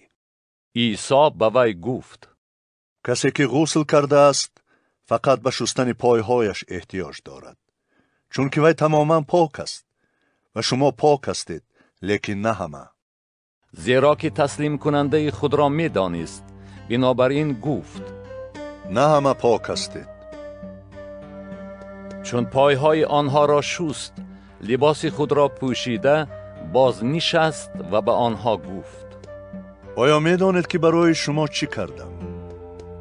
شما مرا استاد و خداوند می گویید و راست می گویید، زیرا که من چنین هستم. پس اگر من که استاد و خداوند هستم پایهای شما را شستم، شما هم باید پایهای یکدیگر را بشویید. زیرا به شما نمونه نشان دادم تا چنان که من با شما کردم شما نیز بکنید. براستی به شما میگویم، غلام از آقای خود بزرگتر نیست و رسول بزرگتر از فرستنده خود نیست. هرگاه این را دانستید، خوشا شما اگر این را به عمل آورید. درباره همه شما نمیگویم، آنهایی را که برگزیدم میدانم، لیکن این نوشته باید به عمل آید: آن که با من نان میخورد پاشنه خود را بر من بلند کرده است. الحال پیش از وقوع به شما میگویم، تا که هنگام واقع شدنش باور کنید که این من هستم. براستی به شما میگویم، هر که فرستاده مرا قبول کند مرا قبول میکند، و هر که مرا قبول کند فرستنده مرا قبول میکند. چون عیسی این را گفت، در روح مضطرب شد و شهادت داده گفت: براستی به شما میگویم که یکی از شما مرا تسلیم خواهد کرد. شاگردان به یکدیگر نگاه کرده در حیرت شدند که این را درباره کی میگوید. یکی از شاگردانش بود که بر صندوق سینه عیسی تکیه میزد. عیسی وی را دوست می داشت. شیمعون پتروس به وی اشارت کرد تا بپرسد آن کیست که در حقش چنین گفت. وی همچنان بر صندوق سینه عیسی تکیه زده پرسید: خداوندا، آن کیست؟ عیسی جواب داد: آن است که لقمه نان را غوطانده به وی میدهم. و لقمه را غوطانده به یهودا ابن شیمعون اسکریوت داد. پس از آن که لقمه را گرفت، شیطان در وی داخل شد. آنگاه عیسی به وی گفت: آنچه میکنی به زودی بکن. لیکن از نشستگان هیچ کس نفهمید که چرا به وی چنین گفت. بعضیها گمان کردند که چون همیان در دست یهوداست، عیسی به وی فرمود که هرچی برای عید به ما لازم است خرید کند یا که چیزی به مسکینان بدهد. وی لقمه را گرفته در حال بیرون رفت و شب بود. چون وی بیرون رفت عیسی گفت: الحال پسر آدم جلال یافت و خدا در او جلال یافت.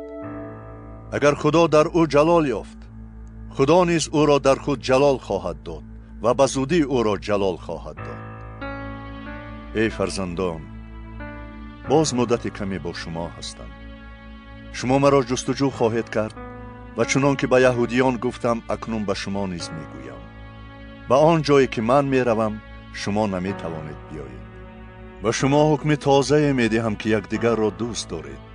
چنان که من شما را دوست داشتم شما نیز یکدیگر را دوست دارید. از روی همین همه خواهند دانست که شاگردان من هستید، اگر یکدیگر را دوست دارید. شمعون پتروس به او گفت: خداوندا، کجا می روی؟ عیسی به وی جواب داد: به آن جایی که من می روم الحال نمی توانی از عقب من بیایی، لیکن بعد از آن از عقب من خواهی آمد. پتروس به او گفت: خداوندا، چرا الحال از عقب تو نمی توانم بیایم؟ جان خود را برای تو فدا خواهم کرد. عیسی به وی جواب داد: جان خود را برای من فدا خواهی کرد؟ براستی به تو میگویم، پیش از آن که خروس بانگ زند مرا 3 بار این کار خواهی کرد. یوحنا باب 14. دل شما مضطرب نشود. به خدا ایمان آورید، به من نیز ایمان آورید. در خانه پدر من اقامتگاه بسیار است و اگر چنین نمی بود من به شما می گفتم. می روم تا که برای شما جای تیار کنم. و هنگامی که بروم و برای شما جای تیار کنم، باز آمده شما را با خود می برم، تا در آن جایی که من هستم شما نیز باشید. جایی که من می روم شما آن را می دانید، راه را نیز می دانید. توما به او گفت: خداوندا، نمی دانم که تو کجا می روی، پس چگونه می توانیم راه را دانیم؟ عیسی به وی گفت: من راه و راستی و حیات هستم. کسی نمی تواند نزد پدر آید مگر این که به وسیله من. اگر مرا می شناختید، پدر مرا نیز می شناختید و از همین دم او را می شناسید و او را دیده اید. فیلیپوس به او گفت: خداوندا، پدر را با ما نشان ده و این برای ما کافی است. عیسی به وی گفت: اینقدر وقت من با شما بودم و تو مرا نشناختی فیلیپوس. هر که مرا بیند پدر را دیده است. پس چطور میگویی پدر را به ما نشان ده؟ آیا باور نمی کنی که من در پدر هستم و پدر در من؟ سخنانی که من به شما میگویم از خود نمیگویم. پدری که در من ساکن است او این اعمال را میکند. به من ایمان آورید که من در پدر هستم و پدر در من، وگرنه به خاطر آن اعمال به من ایمان آورید. براستی به شما میگویم، هر که به من ایمان آورد اعمالی را که من میکنم وی نیز خواهد کرد و حتی بزرگتر از آن هم خواهد کرد، زیرا که من نزد پدر میروم. و هر چی را که به اسم من بطلبید به جا خواهم آورد، تا که پدر در پسر جلال یابد. اگر چیزی به اسم من بطلبید من آن را به جا خواهم آورد. اگر مرا دوست دارید احکام مرا رعایت خواهید کرد و من از پدر التماس خواهم کرد و او به شما پشتیبان دیگری عطا خواهد کرد تا که همیشه با شما بماند.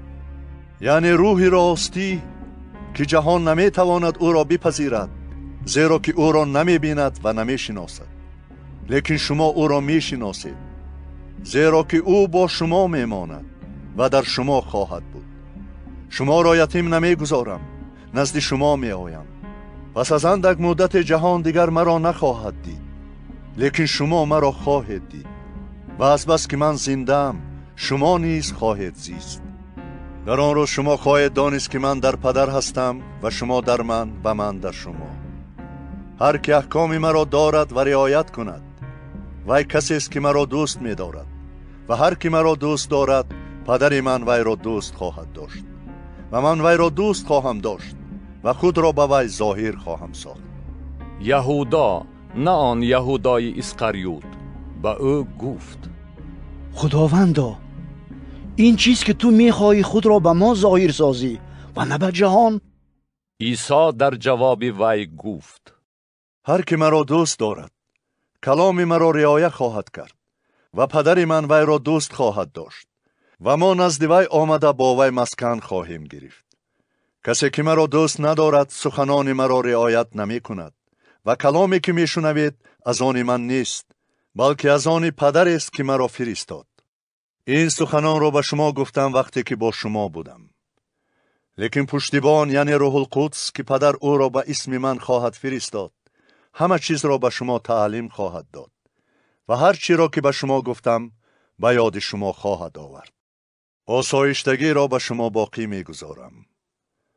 آسایشتگی خود را به شما می دهم، نه آنچنان که جهان می دهد من به شما می دهم. دل شما مضطرب نشود و هراسان نباشد.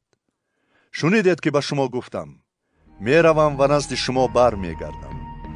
اگر مرا دوست می داشتید شاد می شدید که گفتم نزد پدر می روم، زیرا که پدر از من بزرگتر است. و اینک پیش از وقوع به شما گفتم تا که در وقت واقع شدنش ایمان آورید. بعد از این به شما بسیار گفتگو نخواهم کرد، زیرا که میر این جهان می آید و در من وی چیزی ندارد. لیکن تا جهان بداند که من پدر را دوست می دارم، چنان که پدر به من حکم کرد عمل می کنم. برخیزید از اینجا برویم. یوحنا باب 15. من تاک حقیقی هستم و پدر من تاکدار است. هر نوده را که در من میوه نآورد او بریده می پرتاید و آن را که میوه می آورد پاک می سازد تا که بیشتر میوه آورد. شما الحال به واسطه کلامی که به شما گفتم پاک هستید. در من بمانید و من در شما. چطوری که نوده نمی تواند خود از خود میوه دهد اگر در تاک نماند، همچنین شما نیز اگر در من نمانید. من تاک هستم و شما نوده ها. کسی که در من بماند و من در وی میوه فراوان می آورد، زیرا که به من هیچ کاری نمی توانید کنید. کسی که در من نماند چون نوده بریده می شود و می خشکد و چون این نوده ها را گرد آورده به آتش می اندازند و آنها می سوزند.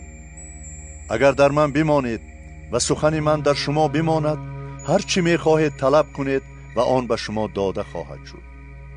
جلال پدر من در این است که شما میوه فراوان آورید و شاگردان من خواهید بود.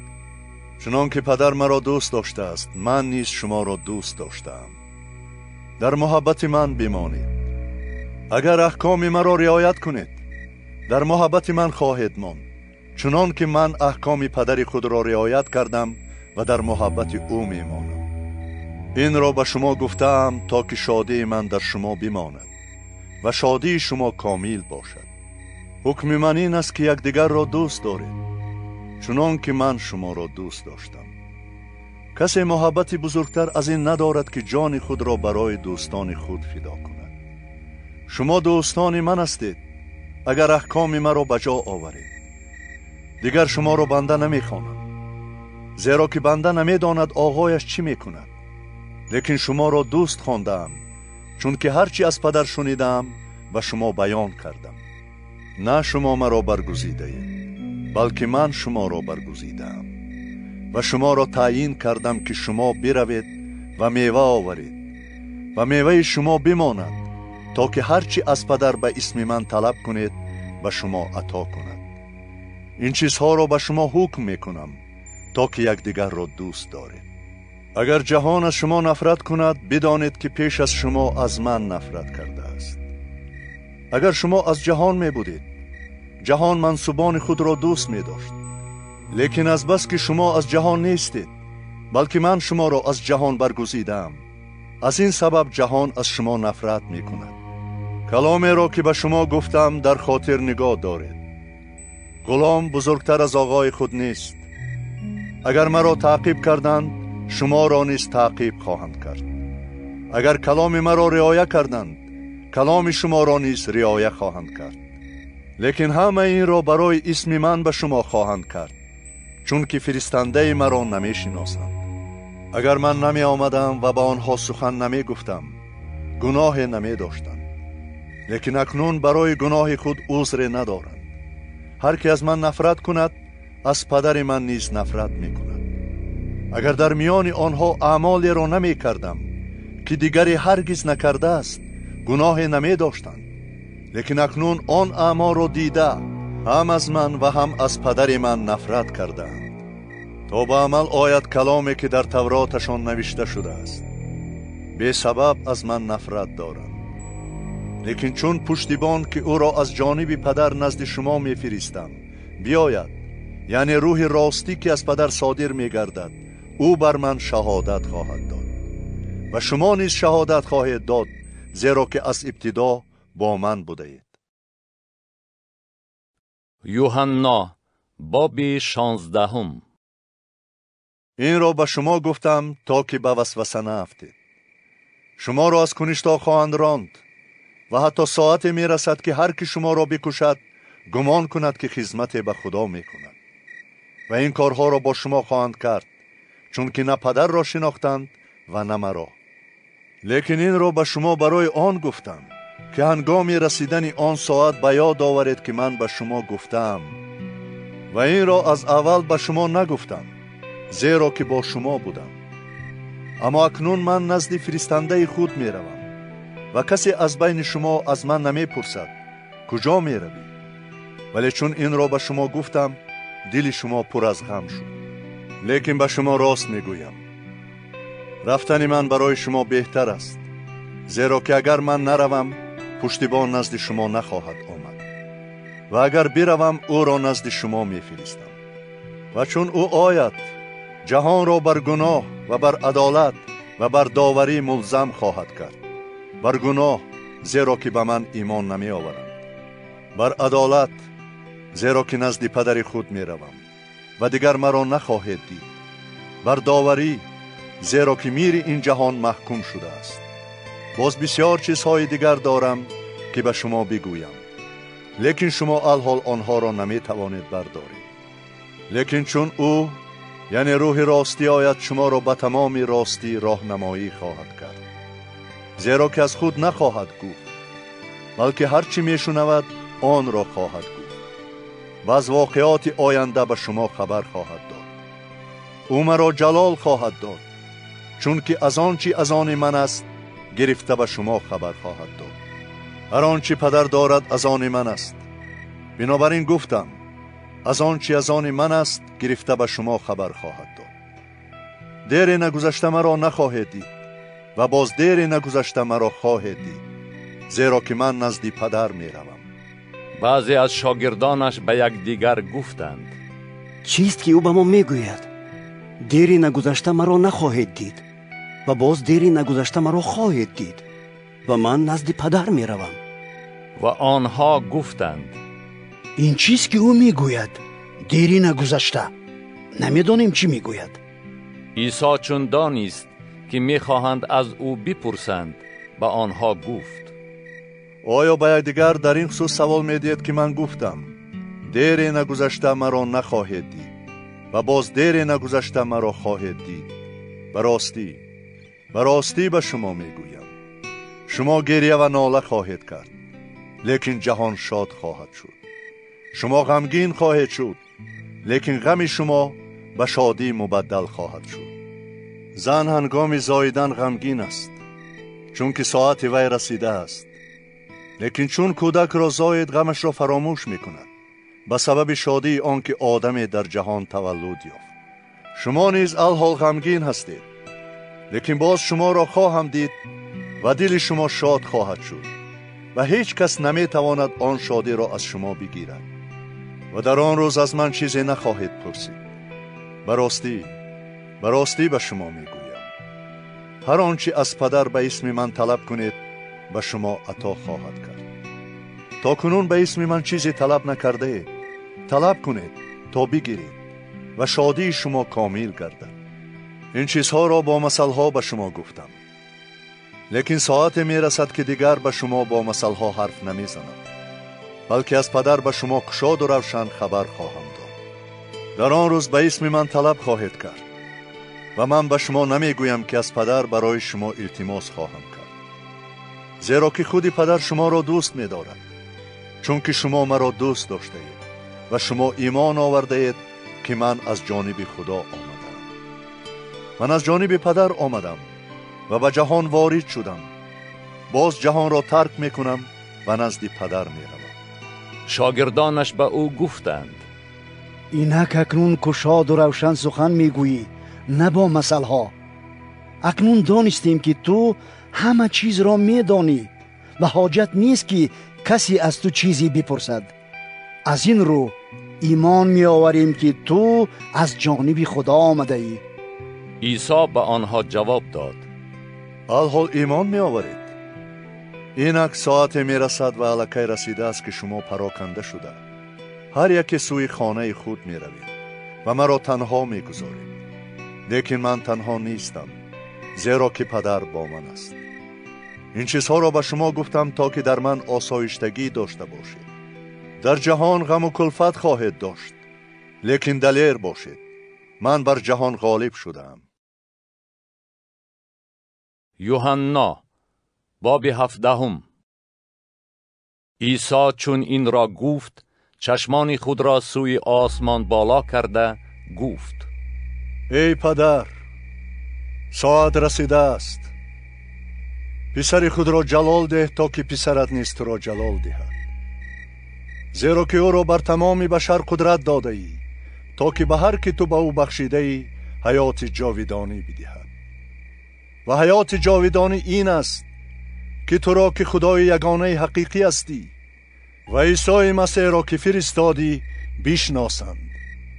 من تو را در روی زمین جلال دادم و کار را که به من سپرده بودی تا بکنم به انجام رساندم. و اکنون تو ای پدر مرا نزد خود جلال ده، به همان جلالی که پیش از هستی عالم نزد تو داشتم. اسم تو را به آدمانی که از جهان به من عطا کردی شناساندم. آنها از آن تو بودند و تو آنها را به من عطا کردی و آنها کلام تو را رعایت کردند. و اکنون دانستند که هر آنچه به من داده ای از جانب توست، زیرا کلام را که به من دادی به آنها سپردم و آنها قبول کردند و حقیقتا دانستند که من از جانب تو آمدم و ایمان آوردند که تو مرا فرستاده ای.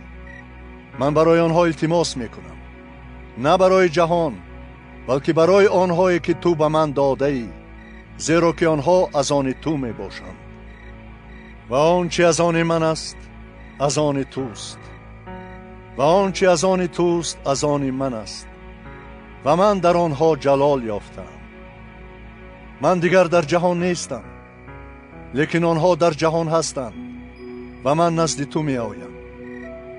ای پدر مقدس، اینها را که به من داده ای به اسم خود نگاه دار تا که یک باشند چنان که ما هستیم. وقتی که با آنها در جهان بودم آنها را به اسم تو نگاه داشتم. آنهایی را که تو به من دادی نگهبانی کردم و هیچ یکی از آنها هلاک نشد جز از پسر هلاکت، تا که نوشته به عمل آید. ولی اکنون نزد تو می آیم و این را در جهان می گویم تا که شادی من در آنها کامل باشد. من کلام تو را به آنها سپردم و جهان از آنها نفرت کرد، چون که آنها از جهان نیستند چنان که من نیز از جهان نیستم. التماس نمی کنم که تو آنها را از جهان ببری، بلکه آنها را از شرارت محافظت نمایی. آنها از جهان نیستند چنان که من نیز از جهان نیستم. آنها را با راستی خود تقدیس کن، کلام تو راستی است. چنان که تو مرا به جهان فرستادی من نیز آنها را به جهان فرستادم و خود را برای آنها تقدیس می کنم تا که آنها نیز با راستی تقدیس کرده شوند. تنها برای آنها التماس نمی کنم، بلکه نیز برای کسانی که به وسیله کلام آنها به من ایمان خواهند آورد، تا که همه یک باشند چنان که تو ای پدر در من هستی و من در تو آنها نیز در ما یک باشند تا جهان ایمان آورد که تو مرا فرستادی و من جلالی را که به من داده ای به آنها دادم تا که یک باشند چنان که ما یک هستیم.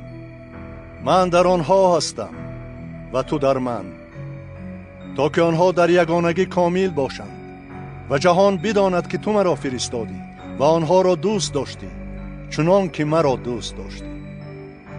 ای پدر، میخوام آنهایی که به من داده ای در آن جایی که می باشم با من باشند تا جلال مرا که به من داده ای ببینم، چون که مرا پیش از تأسیس جهان دوست داشتی. ای پدر عادل، جهان تو را نشناخت لیکن من تو را شناختم و اینها دانستند که تو مرا فرستادی و من به آنها اسم تو را شناساندم و باز هم خواهم شناسانید تا آن محبتی که تو به من داری در آنها باشد و من نیز در آنها باشم. یوحنا باب 18. چون عیسی این را گفت با شاگردان خود به آن طرف وادی قدرون رفت که در آنجا باغی بود و او و شاگردانش به آن در آمدند و یهودای تسلیم کننده او نیز آن جای را می دانست، چون که عیسی با شاگردانش بارها در آنجا جمع آمده بود. پس یهودا یک دسته سربازان و ملازمان را از سرکاهنان و فریسیان گرفته با چراغ‌ها و مشعل‌ها و اسلحه به آنجا آمد. عیسی که آگاه بود از آنچه باید به او روی دهد بیرون آمده به آنها گفت: کی را جستجو میکنید؟ به او جواب دادند: عیسی ناصری را. عیسی به آنها گفت: من هستم. یهودای تسلیم کننده او نیز با آنها ایستاده بود.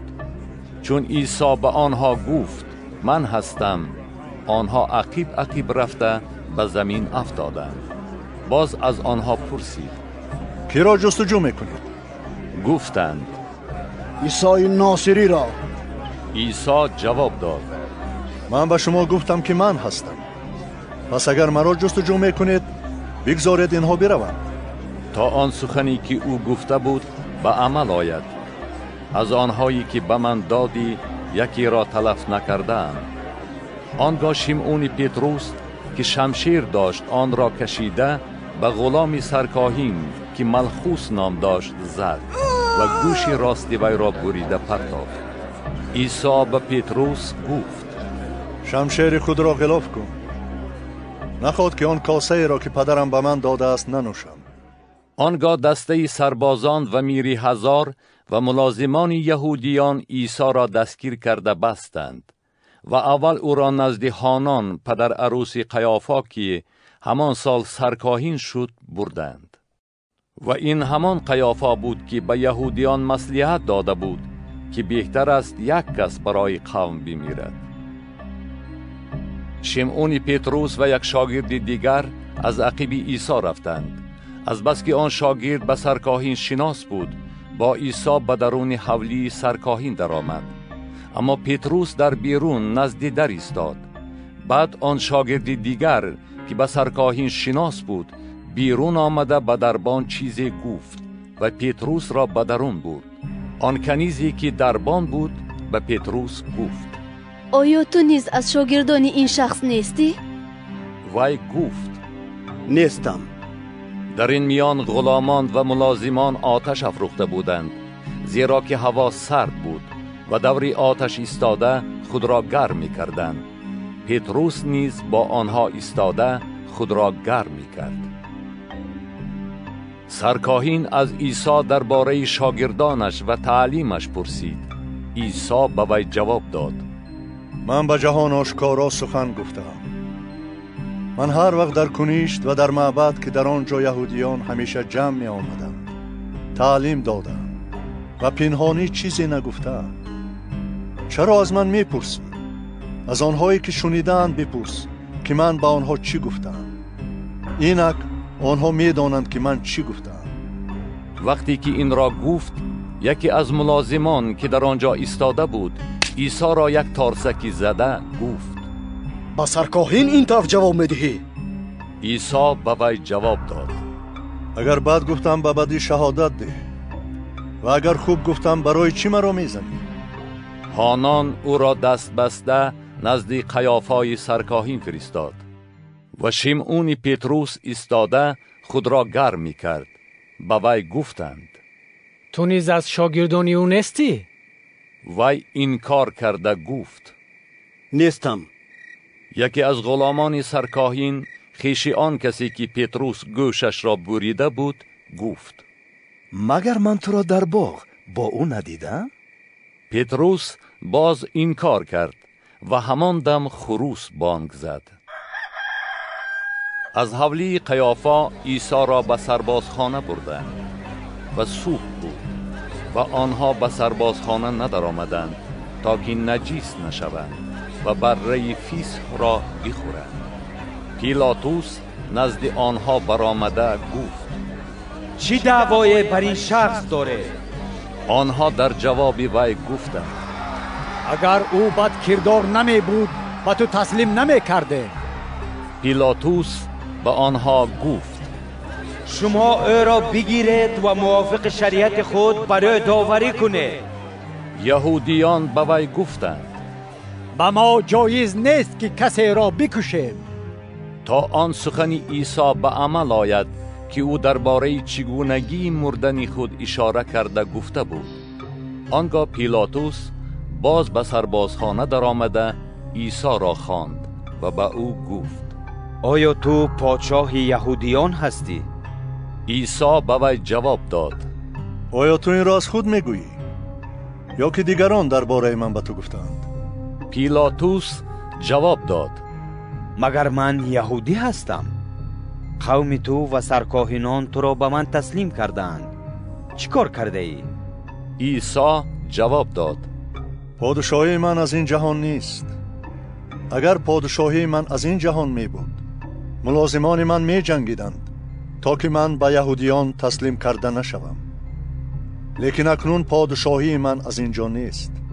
پیلاطوس به او گفت: پس تو پادشاه هستی؟ عیسی جواب داد: تو میگویی که من پادشاه هستم. من برای آن تولد یافتم و برای آن به جهان آمدم که بر راستی شهادت دهم و هر کس راستی است آواز مرا میشنود. پیلاطوس به او گفت: راستی چیست؟ چون این را بگفت، باز نزد یهودیان برآمد و به آنها گفت: من در او هیچ عیب نمیابم، لیکن شما عادت داره که بندی را در عید فیسق برای شما آزاد کنند. آیا میخواهید که پادشاه یهودیان را برای شما آزاد کنند؟ آنها باز فریاد زده گفتند: او را نه، بلکه باراباس را. باراباس یک راهزن بود. یوحنا باب 19. آنگاه پیلاطوس عیسی را گرفته تازیانه زد و سربازان تاج از خار بافته به سرش نهادند و جامه ارغوان به او پوشاندند و گفتند: سلام ای پادشاه یهودیان. و او را تارسکی می زدند. باز پیلاطوس برآمده به آنها گفت: اینک او را پیش شما میبرارم تا بدانید که من در او هیچ عیب نمیابم. و عیسی در حالتی که تاج از خار بافته بر سر و جامه ارغوان در بر داشت بیرون آمد و پیلاطوس گفت: اینک آن آدم. چون سرکاهنان و ملازمان او را دیدند فریاد زده گفتند: او را مصلوب کن، مصلوب کن. پیلاطوس به آنها گفت: شما او را گرفته مصلوب کنید، زیرا که من در او عیب نمیابم. یهودیان به وی جواب دادند: ما شریعت داریم و موافق شریعت ما او باید بمیرد، چون که خود را پسر خدا کرده است. چون پیلاطوس این سخن را شنید بیش از پیش هراسان شد و باز به سربازخانه در آمده به عیسی گفت: تو از کجایی؟ لیکن عیسی به وی جواب نداد. پیلاطوس به او گفت: به من سخن نمیگویی؟ مگر نمیدانی که قدرت دارم تو را مصلوب کنم و قدرت دارم تو را آزاد کنم؟ عیسی جواب داد: هیچ قدرت بر من نمی داشتی اگر از بالا داده نمی شد. از این رو آن کسی که مرا به تو تسلیم کرد گناه بیشتری دارد. و از آن وقت پیلاطوس سعی داشت او را آزاد کند، لیکن یهودیان فریاد زده گفتند: اگر او را آزاد کنی دوستی قیصر نیستی. هر کی دعوای پادشاهی کند دشمن قیصر است. چون پیلاطوس این را شنید، عیسی را بیرون آورد و در آن جایی که سنگفرش و به عبرانی جبتان نامیده میشد بر کرسی داوری نشست. روز جمعه عرفه عید فیس بود که در ساعت 6 به یهودیان گفت: اینک پادشاه شما. لیکن آنها فریاد زدند: او را نست کن، نست کن، مصلوب کن. پیلاطوس به آنها گفت: آیا پادشاه شما را مصلوب کنم؟ سرکاهنان جواب دادند: غیر از قیصر پادشاه نداریم. نهایت او را به دست آنها سپرد تا که مصلوب کنند و آنها عیسی را گرفته بردند. و او صلیب خود را برداشته به آن جایی که جای کاسخانه سر و به عبرانی جالجالتا نام داشت روانه شد. در آنجا او را مصلوب کردند و با او دو کسی دیگر را، یکی از این طرفش و دیگری از آن طرفش، و عیسی در میانه. پیلاطوس عیبنامه نوشته بر صلیب آویخت که چنین نوشته شده بود: عیسی ناصری، پادشاه یهودیان. بسیاری از یهودیان آن عیبنامه را خواندند، زیرا جایی که عیسی مصلوب شده بود به شهر نزدیک بود و عیبنامه را به زبانهای عبرانی، یونانی و رومی نوشته بودند. سرکاهنان یهودی به پیلاطوس گفتند: ننویس پادشاه یهودیان، بلکه آنچه او میگفت: منم پادشاه یهودیان. پیلاطوس جواب داد: آنچه نوشتم. و سربازان چون عیسی را مصلوب کردند، لباس او را گرفته به 4 حصه تقسیم کردند، به هر سرباز 1 حصه، و پیراهن را نیز گرفتند. لیکن پیراهن درز نداشت، بلکه از بالا تا پایان بافته شده بود. پس آنها به یکدیگر گفتند: آن را پاره نکنیم، بلکه قرعه بر آن پرتافته بینیم که از آن کی می شود، تا که نوشته به عمل آید که می گوید: سر و لباس مرا در میان خود تقسیم کردند و بر پیراهن من قرعه پرداختند. و سربازان چنین کردند. در نزد صلیب عیسی مادر او و خواهر مادرش مریم زوجه قلوپاس و مریم مجدلیه ایستاده بودند. چون عیسی مادر خود را با شاگردی که دوست می داشت در آنجا ایستاده دید، به مادر خود گفت: ای زن، اینک پسر تو. و بعد به شاگرد خود گفت: اینک مادر تو. از همان ساعت آن شاگرد وی را به خانه خود برد. پس از آن عیسی چون دید که همه چیز به انجام رسیده است تا که نوشته به عمل آید، گفت: تشنه‌ام. در آنجا ظرفی پر از سرکه ایستاده بود. پس اسفنجی را از سرکه پر کرده بر سر نی نهادند و نزدیک دهان او بردند. چون عیسی سرکه را چشید، گفت: اجرا شد. و سر فرو آورده جان داد. لیکن از بس که روز جمعه بود، برای آنکه جسدها بر صلیب در روز شنبه نماند، زیرا که آن شنبه بزرگ بود، بنابراین یهودیان از پیلاطوس خواهش کردند که ساق پایهای آنها را بشکنند و پایان فراورند. سربازان آمده ساق پایهای آن 2 نفر را که با او مصلوب شده بودند شکستند. چون نزد عیسی آمدند و دیدند که الکی مرده است، ساق پایهای او را نشکستند. اما یکی از سربازان به قبرغه او نیزه زد و همان دم خون و آب جاری شد. و آن کسی که دید شهادت داد و شهادت وی راست است. وی می‌داند که راست میگوید تا که شما نیز ایمان آورید، زیرا این واقع شد تا نوشته به عمل آید که میگوید هیچ یک استخوانی او شکسته نخواهد شد. و نوشته باز در جای دیگر میگوید با آن کسی که نیزه زدند نظر خواهند دوخت.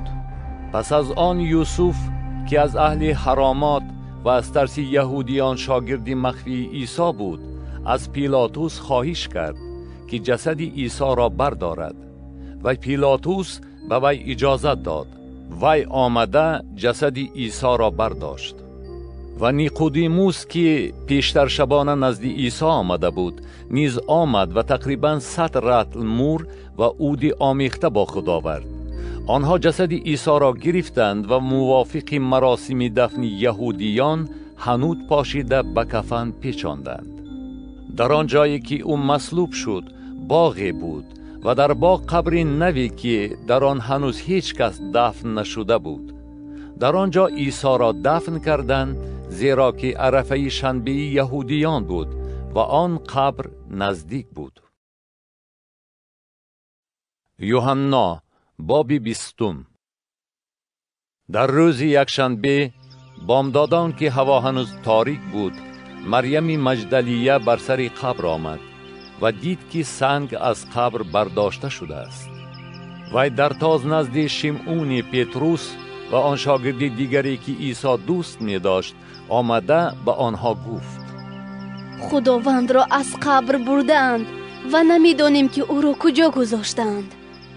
در حال شمعون پتروس و آن شاگرد دیگر بیرون آمده به جانب قبر رفتند. هر دو با هم می دویدند، ولی آن شاگرد دیگر زودتر دویده از پتروس پیش گذشت و اول بر سر قبر آمد و خم شده کفن را گذاشته دید، لیکن به درون ندر آمد. از عقیب وی شمعون پتروس آمده به قبر در آمد و کفن را گذاشته دید و رویمالی را که بر سر او بود نه با کفن بلکه در گوشه علاهیده پیچیده دید.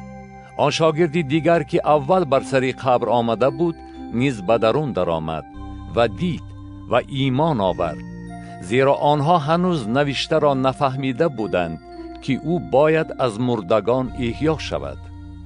و شاگردان به خانه خود برگشتند، اما مریم در بیرون قبر ایستاده گریه می کرد و چون می گریست خم شده به درون قبر نگاه کرد و دو فرشته سفید پوش را دید که در آن جایی که جسد عیسی گذاشته شده بود، یکی به طرف سر و دیگری به طرف پای نشسته بودند.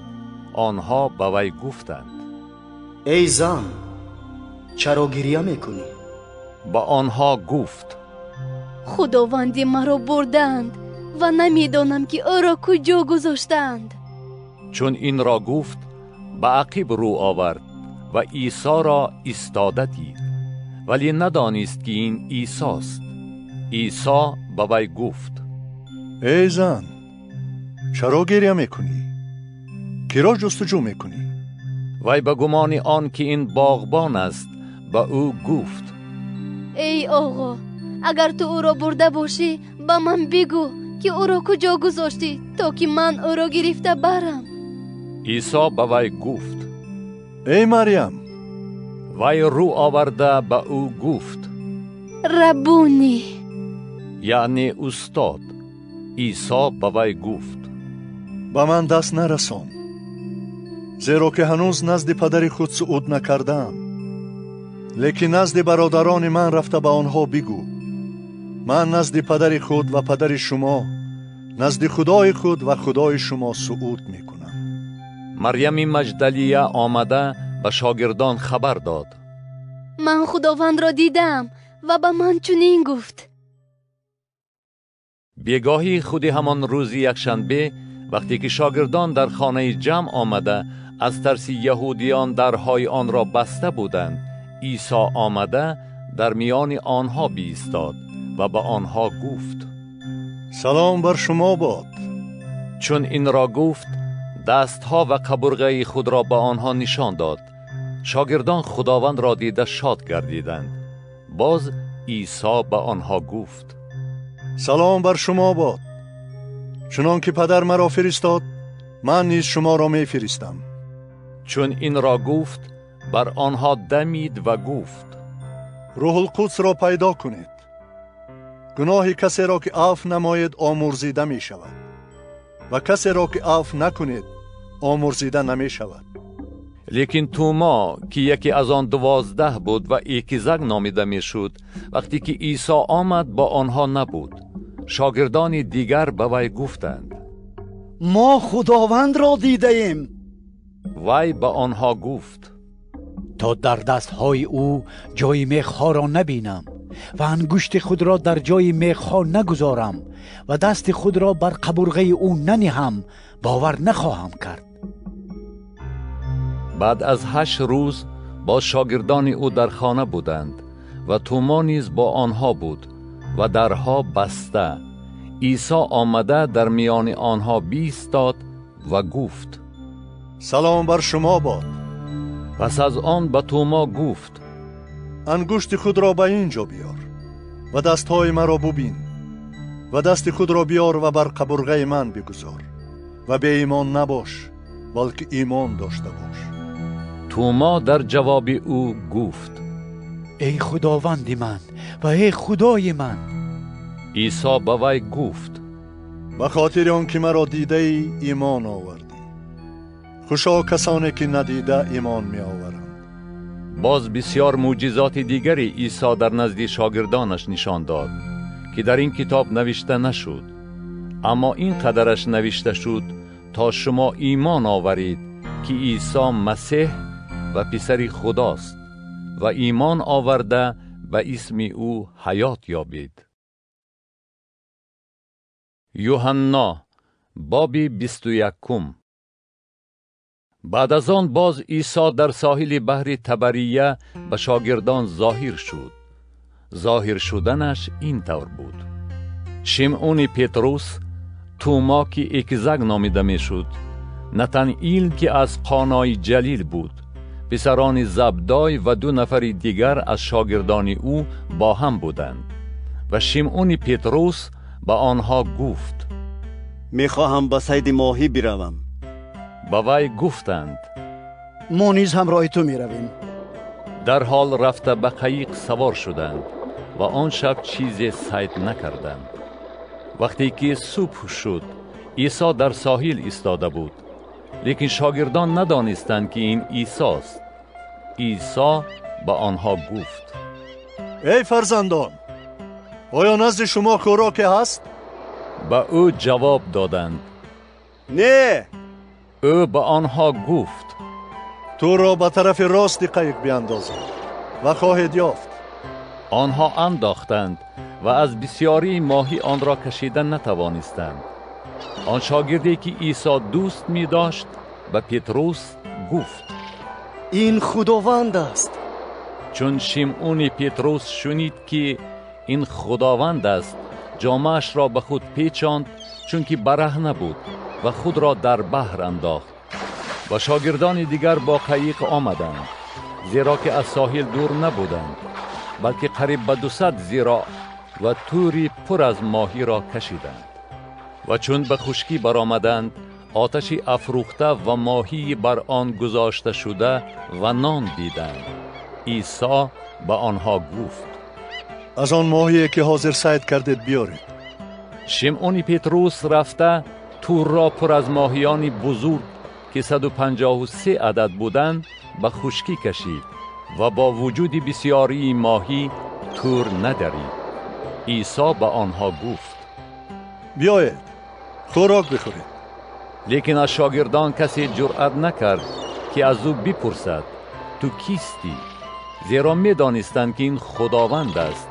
و عیسی پیش آمده نان را گرفت و به آنها داد و همچنین ماهی را.